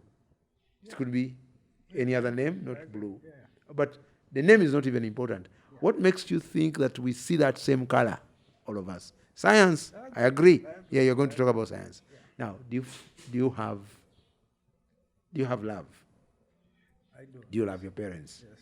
You love them. Yes. Do you love your parents in the same way you love, say, for instance, your girlfriend? No. Okay. Yeah. So there's what we call intimacy, and there's what we call agape, in all shades of love. Are we together? Yes. Okay. Do you have an ability sometimes to think about something and then you say, I think I should go and see mom or somebody, and then before even you go, she calls. You've seen those kind of things. I know you're going to tell me telepathy and all those great things. Now, do you exist or live? I honestly have no answer for that. No. Because for me, I go deeper into that. Do you exist or do you live? So my... No. Yeah. If you answer those questions, it will help me to be very informative to our intelligent audience. My answer would be is that I don't exist. You don't exist, but you live. I don't live either. You don't live and you don't exist. Yeah. So you are in a non whatever state. Again, to explain this, no. Yeah. So that's the thing. No. Do you feel pain?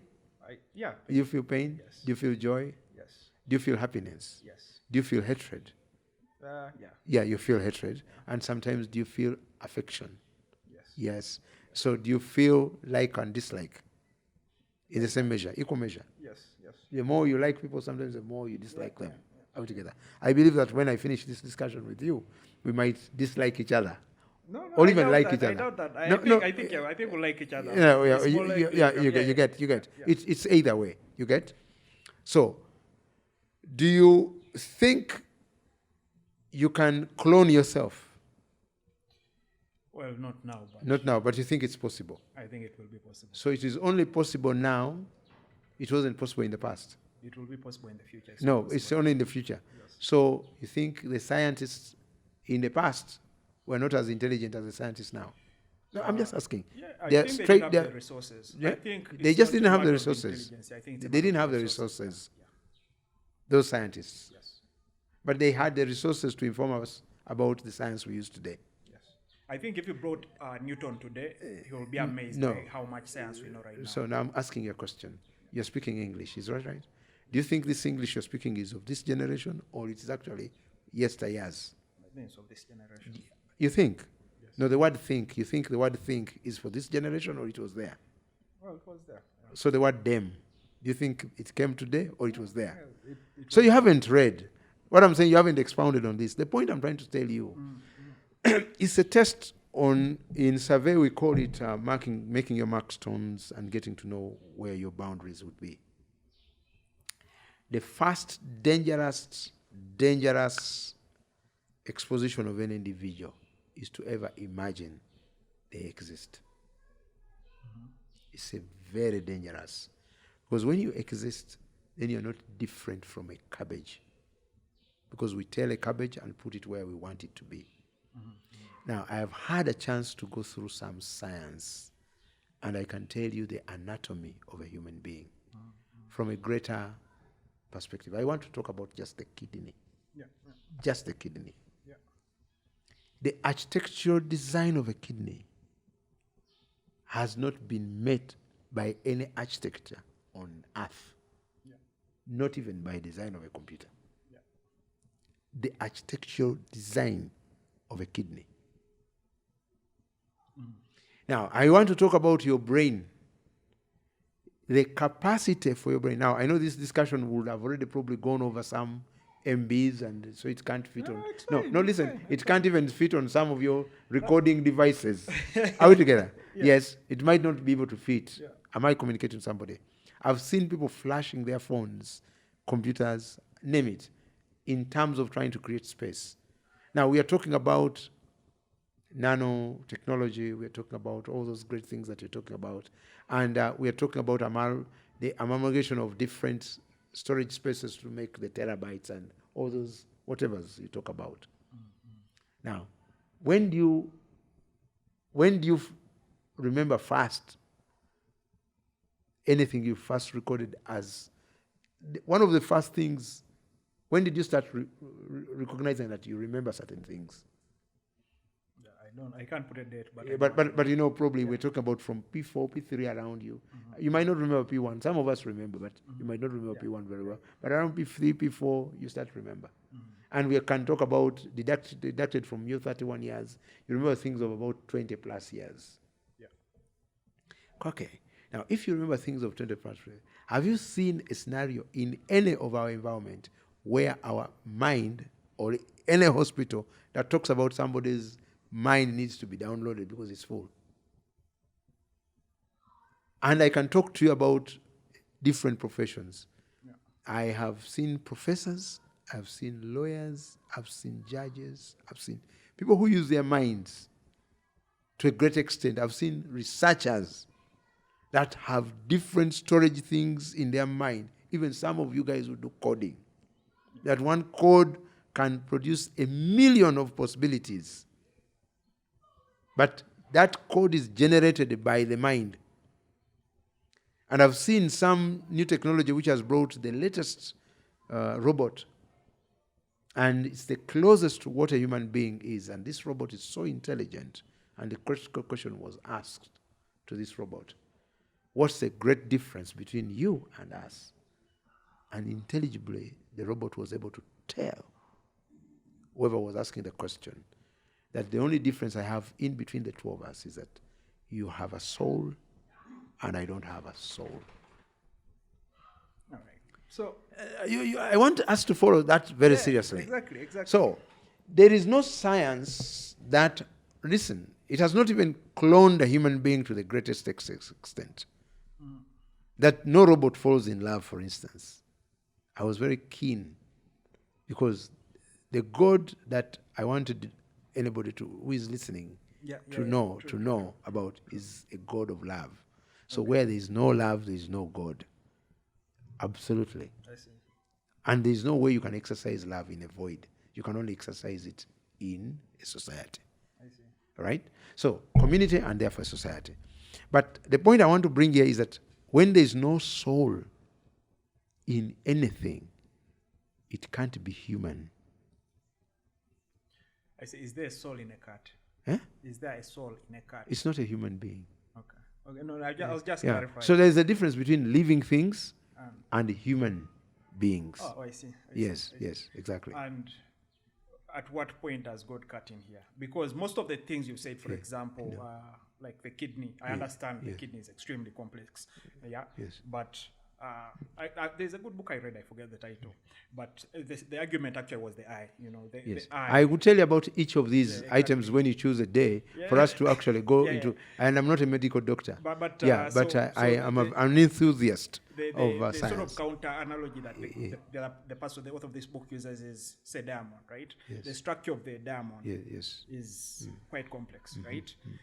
But we know for sure how a diamond gets to be formed, how carbon is harvested from the atmosphere, and the whole process that over millions of years that forms that crystal we call we call diamonds, right? So for me, I know where you're going, but I want to ask you, before the excavation happened, what was? Before any excavation could have happened in this, what was? So the answer obviously is I don't know, but that's the same question. There was a formation. Before God. I'm talking about excavation. Before you were born, what were you? Yeah, exactly. I wasn't. Exactly. I wasn't, exactly. Yes. So why is it possible that today, now you can be? You see, the lack of that hindsight. You see, sometimes when we drive or when we walk, we can walk on a street, we can walk on an avenue, and we can walk on an alley, and then we can walk in a close. The greatest challenge of reading, and a lot of the great books we've read, like many professors would read, you can read very extensively and specialize in a small tip of knowledge. It's the greatest exposure of a person's inability to know many other things. I'm not saying I water down reading or even being a specialist. But the higher you go, the more you expose your bottom. You understand? You understand? So that higher you go in some of these things, the more you expose your bottom. It is only fair that you can understand generally a lot of things around you, then you don't get locked in that. Like, for instance, there is a great belief that actually technology, you're talking about science? Now we're talking about science and technology. So technology is a branch of science, but going in a different direction. There is a great thinking that technology is a solution to all human problems. it is an allusion and an illusion. Those two words mean two different things. You can allude to it, but it's totally an illusion.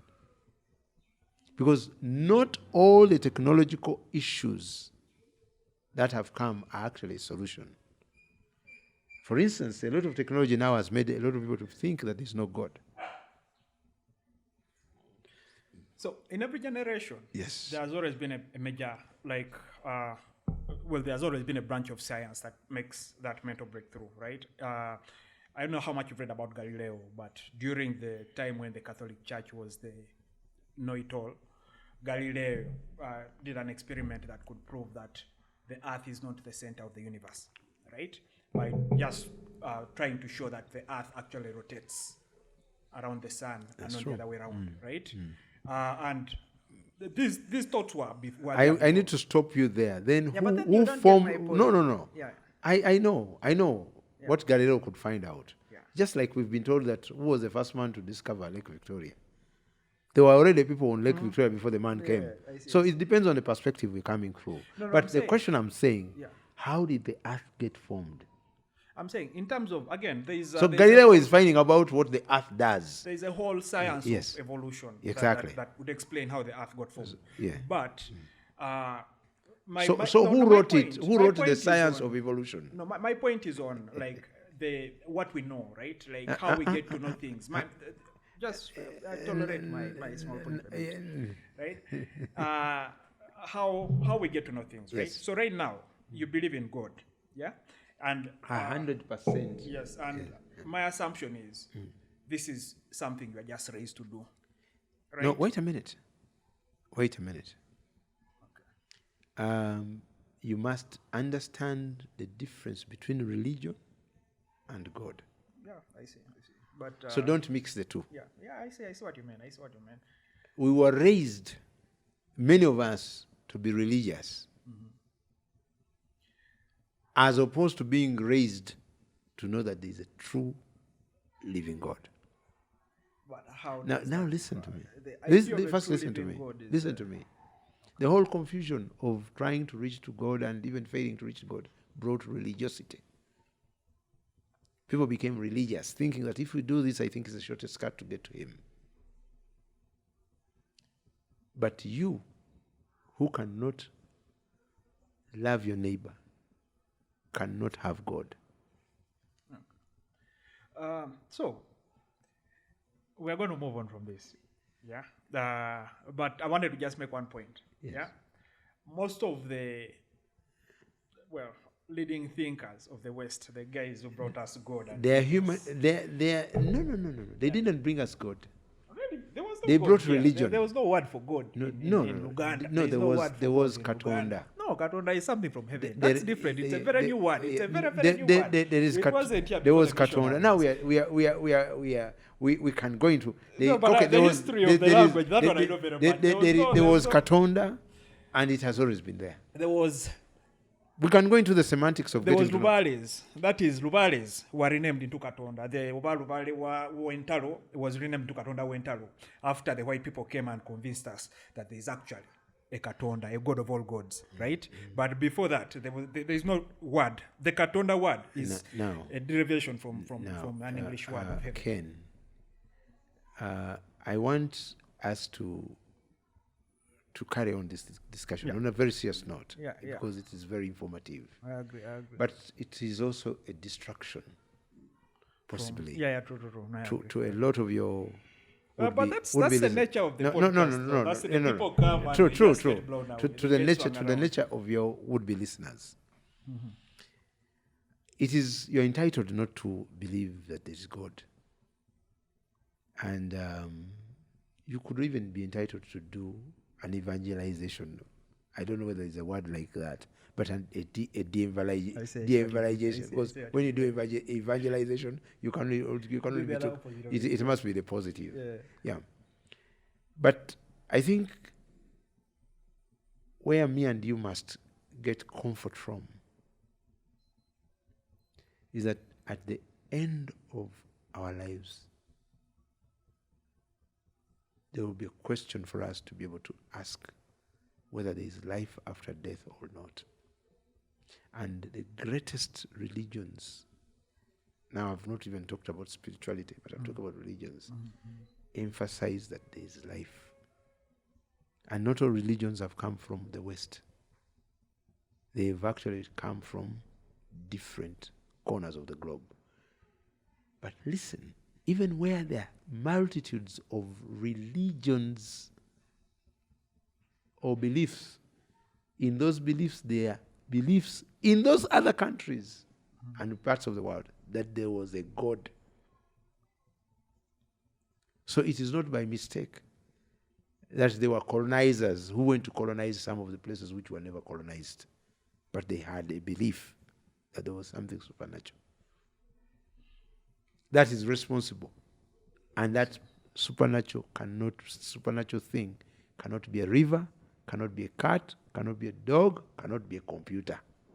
It cannot be a place of, is this what you call this new technology, which... Metaverse. Which one is they have this new technology which keeps things, Bitcoin, that what? Blockchain. The blockchain, it can't be those things. And even the new things which I don't know about.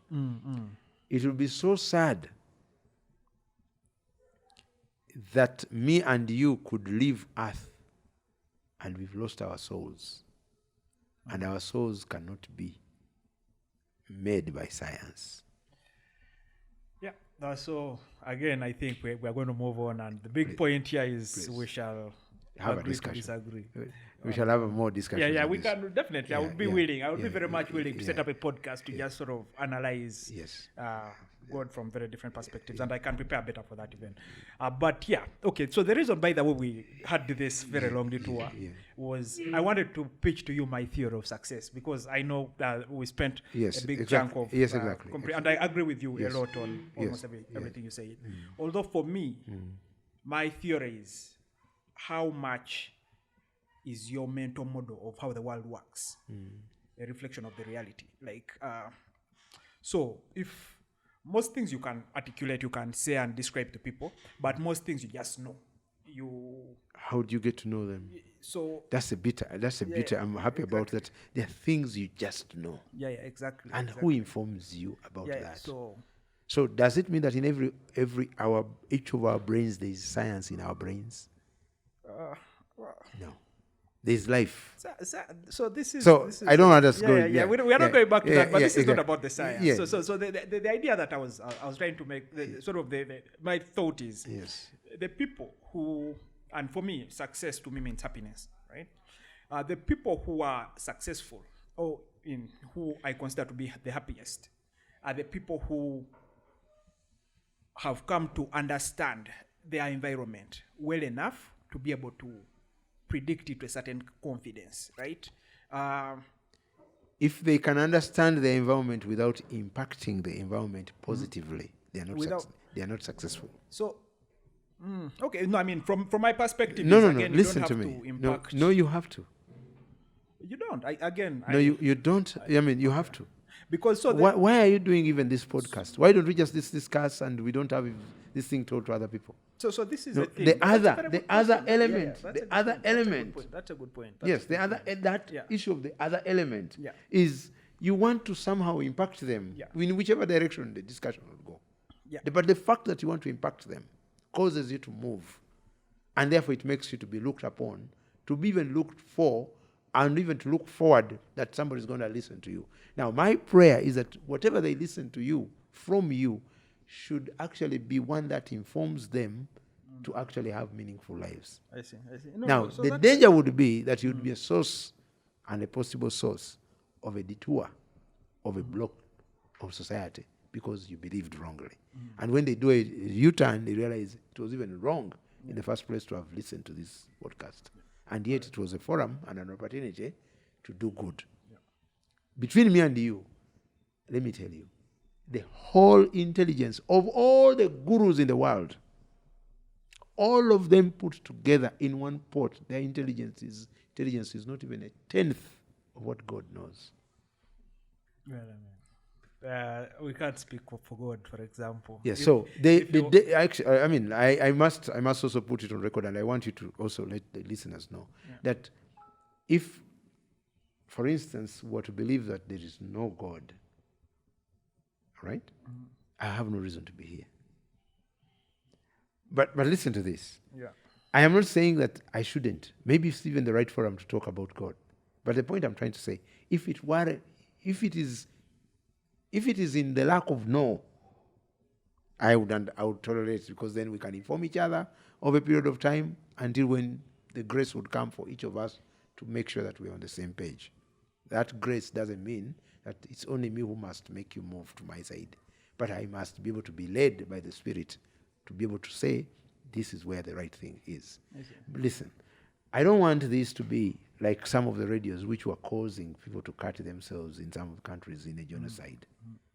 Then it will not have met its purpose. Because we want them to be successful in business. And at the end of the day, they are successful in business, they are successful in their lives, and now at the end of the day, they cannot be in a position to have a meaningful end of their lives. It doesn't make sense. I see. And again, I want to move away from the good thing. Okay. I really do, because unfortunately, there is no convincing me here. I've spent a whole life. I am not going to convince you, but I'm just making sure that... But I get what you mean. And I think when we have a different conversation around God, we can come to agree, because I think part of what you're saying, I don't consider it to be God. I consider it to be things like instinct, things like gut, things like coincidence. I have like different words to use around them, but that doesn't change. I don't. Well, the whole concept of God for me, it reminds me of the Catholic concept of the creator of the world, who also happens to control the world. Who also happens God to is not Catholic. Yeah, and I know, but for me that is what. But so you know that God is not Catholic. I know, of course. I know that God is not Catholic. No, I know. No, for wait sure. a minute. Let's mark your words. No. Do you know that God is not Catholic? So I know the idea of Catholicism, and again, you can try to trap me in a catch-22, but the idea of Catholicism, right? The idea I like you? Of Catholicism. I'm trying to explain this, right? Yes. Catholicism comes to justify God. So God, by that definition, cannot be a Catholic, right? That I get entirely. Although what I'm saying is, the God conversation, we can table it. I wanted to talk about the stuff that, the interesting stuff where we agree totally, success. That is even success is motivation. Even success itself, as it were, is a relative word. That's what I'm saying. Yeah, no, exactly. Yes, no, exactly. That we agree on. Exactly. I totally agree with it's you relative. on that. Yeah. So I should not even dwell so much on it, because the truth of the matter I've given you an example of the people that you mentioned. I want to impress upon you two things. Yeah. Now, forgetting even about the spiritual aspects and these things, but even just the ideological orientation is very key. So, I want to mention, objectively, there is being a Caucasian, then being a white, then being a black, and then being an Asian. Of those, what are you? I'm a Muganda. No, I've mentioned. Okay, then I think I'm a black. You're black. Case, fine, you're black. Yes.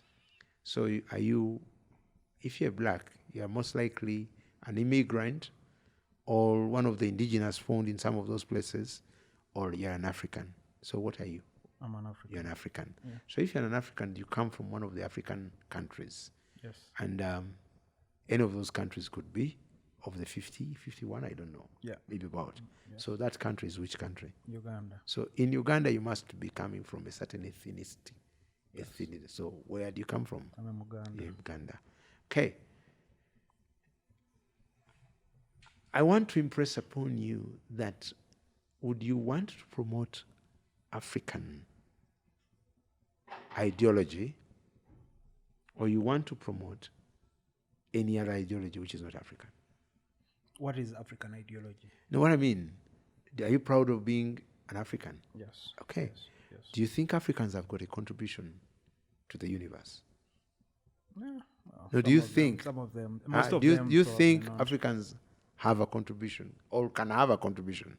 Yeah, well, some of them, obviously. Yes, some of them. And so, is your name African or where is Western Europe? So one is English, one is African. Okay. So, have you had a chance to know the origin of any of those two names? Yeah, I know the one that is English. I don't know about the one that is African. So, are you proud to be an African?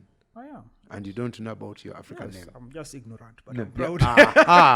You're ignorant about. Yeah, but I'm proud. Okay. Yes. So, do you realize that ignorance is one of the biggest problems that we probably have in Africa? Yeah, no, I totally agree. Exactly. I totally agree. So, does that mean that when you're ignorant, you are only ignorant about African things or even about other things in the world? Well, I want you to answer those questions carefully. Yeah, so that depends. Being ignorant on African... No, so let me just first explain a little bit. Being ignorant on African things is not by choice. I particularly take a little bit of interest, but the literature is not there, right? So, for example, I don't have a forum where I can read about the origin of Matovu, my name, right? Although I know the first family that got named Kenneth because that literature is there in England, right? And so the ignorance here is not by choice. I would be interested in learning, but unfortunately, so there is no path. I know that half of the questions you've raised and the figures you've put across reflect a lot of people that are actually on the Western side of the coin. I mean, they're in the Western countries. Exactly. So, is it because you don't have any interest in knowing what is really African? No. Again, you mentioned ideology, right? And I'm one of the big subscribers of what they call the Enlightenment age in the West, right? Science, reason, humanity, and rationality, right? And science, reason, humanity. What is the fourth? I think there were 4 things. I am a very ideologically. That is why I bend. It has to be a humane thing to do. It has to be, if it can be scientifically proven, we go with the objective side of it. And, whenever we have a conversation, it is fair that we expect the other person to be reasonable. Rationality, basically, is the 4th part. Rationality is, can we come to a place where a third party can agree? So that is what I subscribe to. And if it was African, I would subscribe to it. If it was Asian, I would subscribe to it the same way. It doesn't matter where it's from. So, if you were to be in the Western world and you ask where do you come from, where would you say you come from? I'm from Uganda. I'm from Uganda. You come from Uganda. 100%. I work with a lot of Westerners. Okay. No, true. You're coming from Uganda. So now the critical question is, would you be surprised that you know nothing about where you come from? I know a lot. No, would you be surprised that you didn't know as much as you know probably about the West?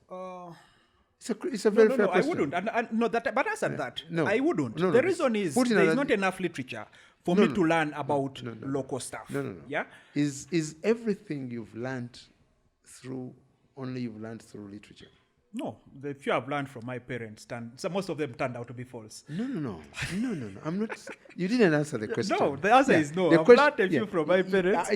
Most of them so are your parents the only form of instruction? Literature, my parents, So your interactions is only between books and your parents.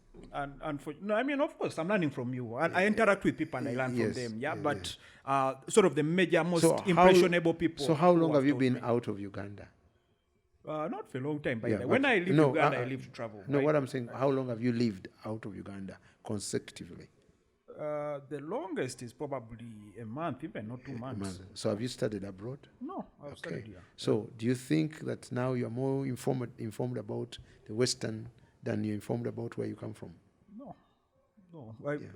I'm informed about the things I'm interested in that don't care about Western or not. I'm informed about science. No, true. It doesn't care where science is from. No. Exactly. But science doesn't work in a void. It does. No. Why not? Where does it work? It works in the human mind. No, science works in a location. Oh no, but that's a bit about science. That's an alien analogy I was telling you. Science is the most human thing. No, true. That it objectifies. But a human lives in a location. Well, on Earth, there's no way science can exist without a human being in a location. I agree. I totally agree. Yes, exactly. I totally agree. So the application of that location, if you've spent... So let's call it Earth. That is the locality of science. Yeah, so locality of science. And the Earth is divided into the different regions. Yeah, but then that science doesn't care about those divisions. No. To science, all those divisions I didn't say that, but I'm saying it applies. How? I don't think I'm following now. You don't think so? No. First explain that to me a little bit. For instance, give me one concept of science that you believe in. When two forces meet. Exactly. Yeah, the opposite force reacts at the same. Exactly. Yeah, when two forces. So what is the opposite, depending on what their polarity is. What do you mean? When two forces meet, it entirely depends on what their polarity is. Okay, so the law, Newton's law is, a force reacting with the other force. Exactly. Also experiences unequal, exactly. opposite force. Exactly. Yes. That is universal. It doesn't matter whether you're on Earth or whether you're on How does it then affect your living? Because science is supposed to affect your living. How does it affect your living where you are? So because of that, now I can fly from Uganda to what? Yes. But also you can also have floods. Yes. Let's not talk about flying. You can also have floods. Yes, exactly. So that's the way it affects me. So how do you then use science to sort your current problem where you live? Because you're not flying now, but you live in floods. How do I use science to solve my problem right now? That's why that's the panning I wanted. I wanted you to know that once you have all this science, it makes more meaning if it is applicable within the environment where you stay. I see. Yeah, maybe I used physics, but most of the other science I believe in. No, science is a big field. Yeah. And we can choose whether it's medical, biology, or whatever. Exactly. So, but it would not make sense when you walk on the streets. Mm-hmm. What makes sense is what it is that you've used science to help humanity. You, not what you know. What you know is an abstract. I agree with that. Yeah. Fully, once as we leave that, you need now to get into a new eye and outlook to understand that your science can only be useful if you use it beneficially to people that are around you. Yeah. No. That we're on the same page. I think though that what? In order to help people, it helps that you have like a mode of thinking that adds value to the world. And I think science is that mode of thinking. One of the mode of thinking. I mean, it's the most superior one. No. It is one of the mode of thinking. It's one of the mode of thinking. It's a superior one among the rest. It's one of the mode of thinking, and there are many other models that you can think from. Just like you're using different programs to solve problems. Yeah, but okay. What I do, for example, right, is considered engineering, right? Yes. And what most of this is most of what software engineering is deduction, right? If this, then this. If this, then this, right? And most of this framework of thinking, right now it's called computation, but most of this framework of thinking was strongly influenced by physics and mathematics. I agree. Right? Yes. And all this, right? So what happens with physics is we utilize mathematics to a certain way to prove, things about nature, right? True. Yeah. And then after we've hit a limit where I think we are right now, where we've hit a limit of what we can prove because of what physics can show, we take this mathematics part of physics and use it to create a simulated world and become gods. That's what we are on computers, right? So you create when someone builds a computer, you sit down and create a universe into that computer that can do literally everything, right? And that is why for me it's hard for anyone to use complexity as a proof of supernaturalness, because I've done it myself. I've built very, very complex systems that I also don't know. I cannot predict how things work, but I'm just sure that things will work. There is a concept in computing called deep learning. It's a concept of machine learning, where all you have to do is show a program what, if say you want a program to be able to identify cats, you show it say 1 million pictures of cats, and then show it 1 million pictures and tell it these are cats and these are not cats. And when you start showing it other random cats from everywhere else, the program will be able to remember, based on the model it has built from all the examples you've shown it, that this is how a cat. So who created it? You? Yeah, in this case it would be me, right? I've designed this program. You designed it. Yes. And can it design you? Can the computer design you? No, it can't, because it doesn't have that concept of me. No. Yes. Yeah, it doesn't have that concept of you. Yes. So you're totally superior than any. Well, I wouldn't say superior. Not true. The computer, I'm sure I'm not superior. No, let me tell you, there's no computer which has been made by another computer. It is made. Oh, there are many that have been made by other computers. The other computers were instructed by a human being. I mean, this is exactly what I'm trying to say. So the program was written. The program was no. This field of deep learning is a program writing itself basically by looking at the environment. Yeah, but who created the first code? A human being. Okay. And the human being was using it to solve a problem. Yes, I agree. Now, you see, when we're planting, let me just take you to something very basic. when we plant using a hoe and we do the harvest, is the hoe that planted or the human being? It's a human being, yes. Yes. So that human being, the question which we say human, is what makes the whole difference. Okay. That element that makes you feel pain, feel the pinch, feel the affection. You see now this dog is not feeling the affection. Oh, if they are fellow dogs, it would feel affection. No, but why didn't it live with fellow dogs? It's a slave. I would consider it that way. The humans, once upon a time, didn't have the choice because other humans are taken away their choice. Yeah. So most of this is very complex. But what I'm saying is complexity doesn't prove the what? No, the existence. Actually, the simplicity of life is what shows the complexity of God. Okay. Yeah, the simplicity. We cannot. Yeah, you see the simplicity. You see now you can make a decision. How do you make a decision to actually even move to the next topic? In this discussion, just this discussion. The ideology I subscribe to is what? No. Is Darwin's origin of species. That is the ideology I subscribe to. I think all of this is a consequence of evolution. I think even the human brain. Can I ask you a question? Yes. The question was, how do you make the decision for us to move on to the next topic? Okay, let's even put it the other way around. How do you think we have been so interested in this part of the discussion, that bit where we have gone to a level whereby you're saying you can't convince me anymore on ABCD? How do you think we've kept there? But I think this is curiosity. What I'm saying. But it's curiosity, curiosity, exactly. Yeah. So do you think let's understand. So if we don't know something, I think it makes sense if we're having an intellectual exchange to dwell on it so we can try and understand. Let me ask you a question. Yes. Do you think, in your view, you are trying to make me understand what you're saying, or you are trying to learn? Which of the two are you doing? I think both. I think a little bit of both. I want you to understand my perspective so I can totally understand where you disagree. Do you know how much, therefore, you don't know?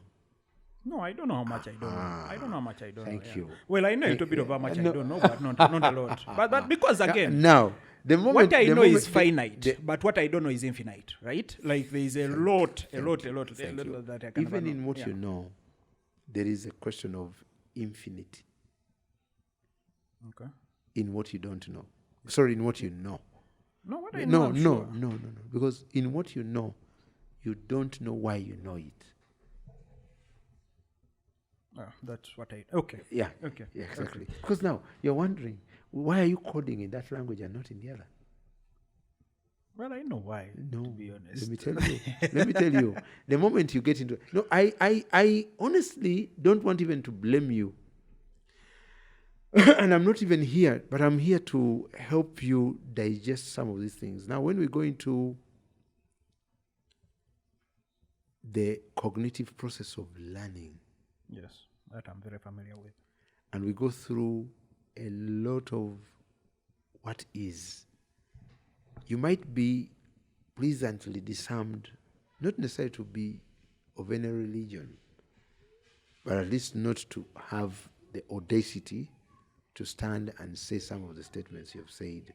They deflect a lot from what you're supposed to be. What is that supposed to be? You are supposed to be that after you've discovered who you are.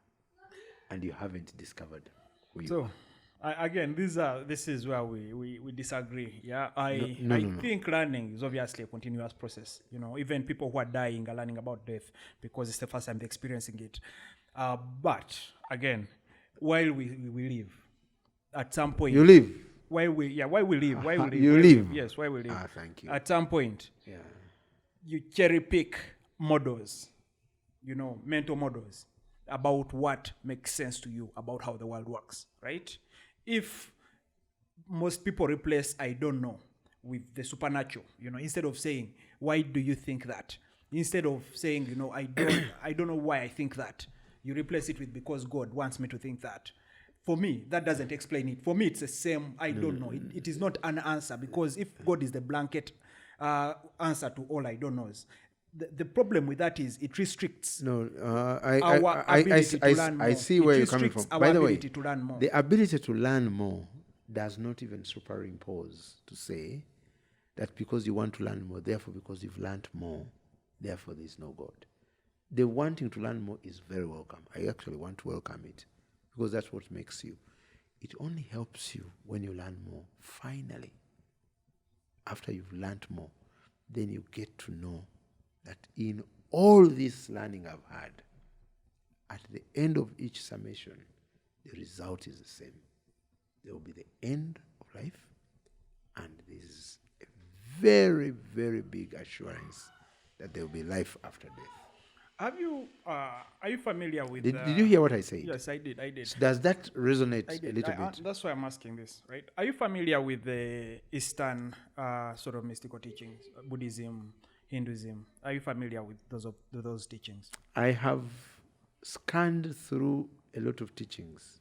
Okay. And the critical question I ask, and when you were talking to me about Navara, the critical teaching is, for me, one, it's at what point do the teachings digress and divert from what is the truth? And the truth could be relative, but one of the key things we know about the truth is that me and you are breathing, and there's no oxygen chamber here. Okay. And the 6 billion or 7 billion of the people on earth are breathing, and many of them are not on oxygen chambers. Okay. So for me, I don't understand what is the mystery there, because what would be for me mysterious is those few people who cannot breathe naturally. The fact that science can give them the option to breathe with an oxygen chamber. Gives them, but you can't engineer an oxygen chamber without science. No, science gives them an ability to breathe through an oxygen chamber. In fact, even without God. Did you hear? So even without science, you don't know that what you need to breathe, among all the air in the atmosphere, the only air you need to breathe is oxygen. Yes. That is science tells you that. Yeah, listen. The different exposition of concepts, whether scientific or art or any other, are expressions through which God shows his greatness. All right. So my question would be, how do you know this? So how you get to know? Yes. Because you've been made in an image to know. How do you know that then? So how did you know how to breathe?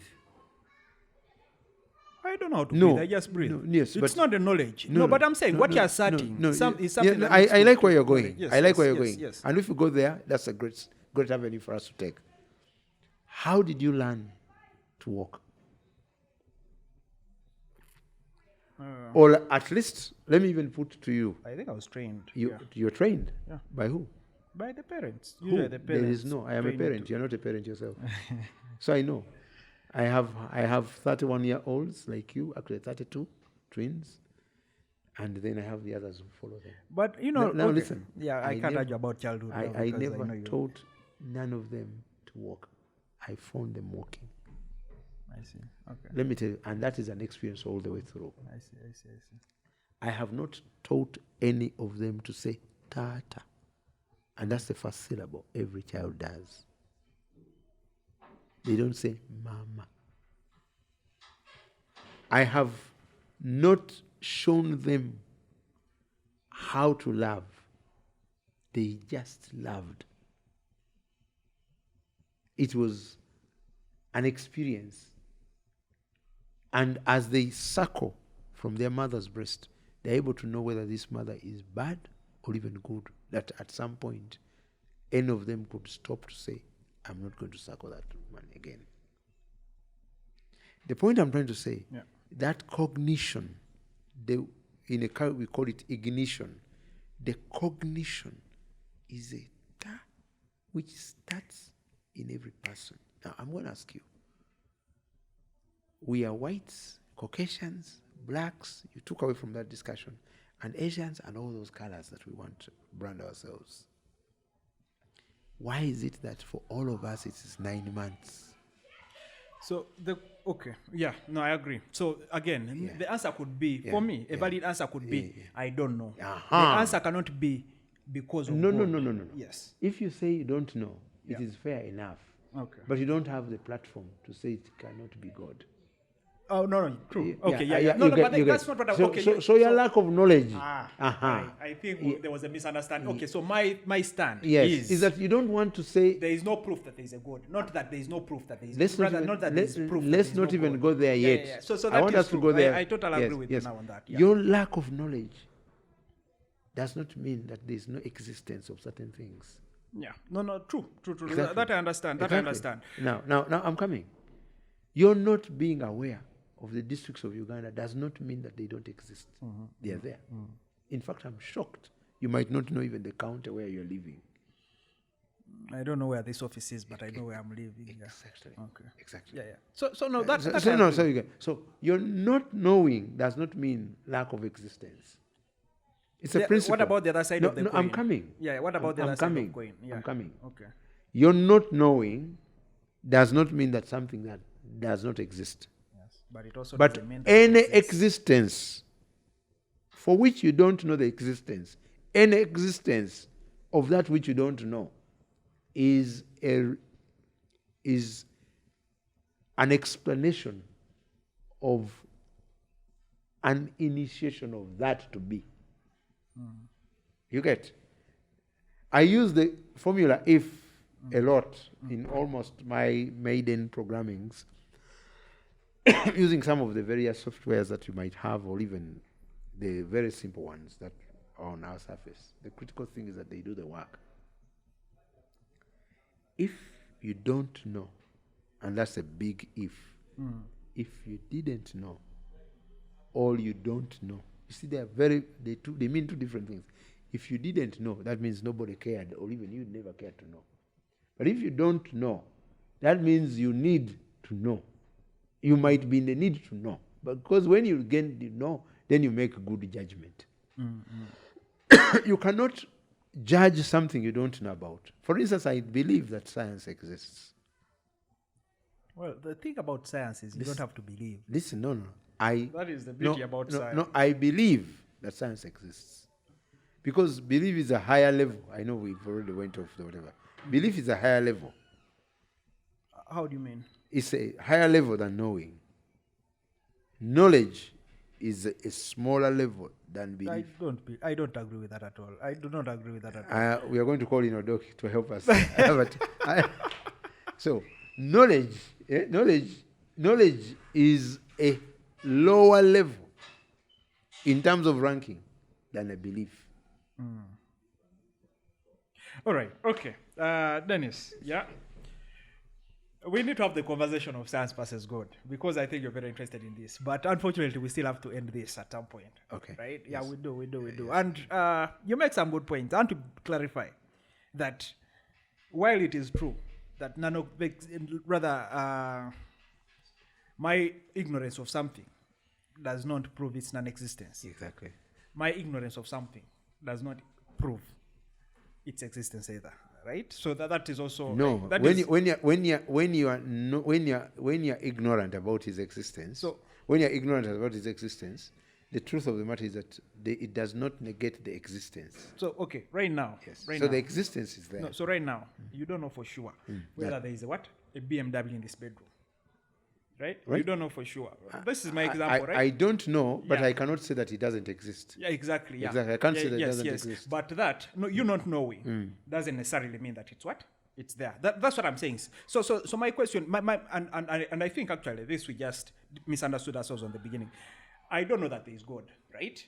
But what I was trying to say is, I don't need an existence of a God to be happy or to have a meaningful life or to, the rest of that stuff. That is what my point is. God may be there. I don't know that. Well, my inclination is not, right? But in case he's there, rather, he's not there. Okay. My belief in that does not, rather, my happiness in this world does not in any way rely on God being there or not, right? And I think, in fact, for me, it would be what you consider to be part of the negatives, right? if God is there, then a lot of things that we could have actually figured out as humans, why you breathe, for example, something that we could have done a scientific study about, we choose to delegate to, because it's God, right? A lot of things we could have bothered to invest a lot of intellectual and, intelligent thought into, we decide to discard as God being the answer. And that is, for me, my thought process on that, basically. Okay, I'm going to ask you one last question, and that will be a critical question. Do you believe that there are actually very good scientists that believe that there is God? Yes, I do. Good. Yes, I do. So do you think they are also they're living under an illusion? No, scientists disagree on things every time. I do. I think they're mistaken about that. You think they're mistaken? I think they're mistaken Scientists about that. Are mistaken. Yes, I think Newton believed in God, but if he knows what we know now, I think he would have changed his mind. Einstein believed in God, but if he knows what we know now... Let me ask you a question. Just a simple question. How big is your brain? The normal size. You see my head. What is big? No, I've just asked you.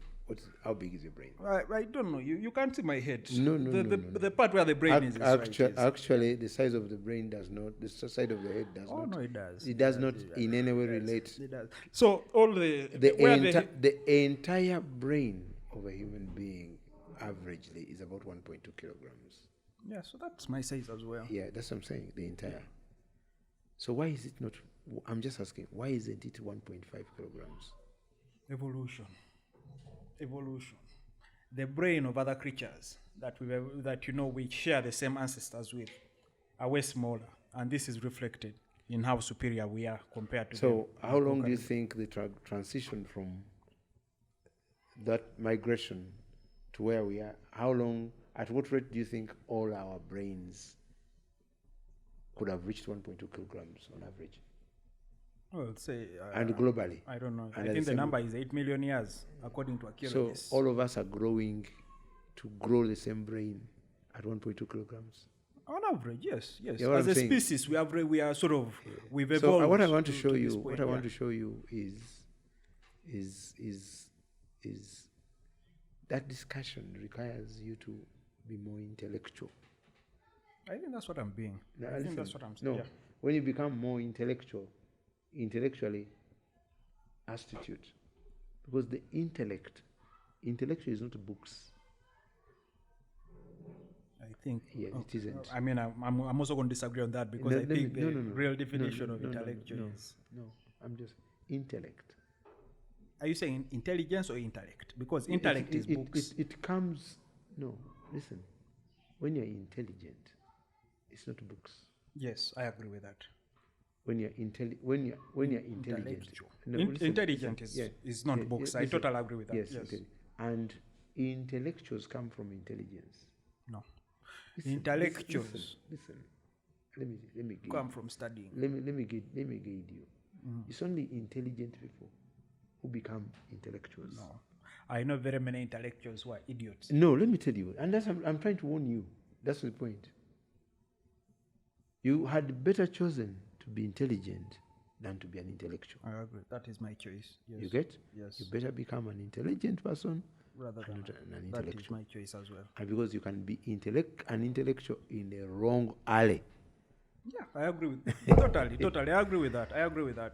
So I know that we miss a few points and the jots. No, but I think this was good. I'm going to share this with you, because this starts it's very unique in the way it starts. Yes. And then the mid, I think this is where most of the podcast is. Yes, exactly. And then now we divert to the God issue. That is you. But I mean, we want to. Yeah, but I like it. For me, I like it. I'll share with you before you publish, and you'll give us some pointers, and we'll see what goes on. But I've enjoyed this. I've enjoyed it more than you think. I've really enjoyed, and I think you should be back when we've said. I should be always here. Yeah, no, I agree. You come and also host some of the other guys, because you'll also get tired of listening to me talk. Come and talk to some of the other guys, the guests we call, and have that one-on-one analysis. Why not? True. Let's we'll set it up with Mark and make a real schedule. Thank you very much. Yeah, Dennis. I'm so honored to be. Yeah. I want to talk about your media. You're a founder at Power FM, right? Yes. And I wanted to talk about that, by the way, before we another day. Yeah. Okay, we'll talk another time. We'll talk another time.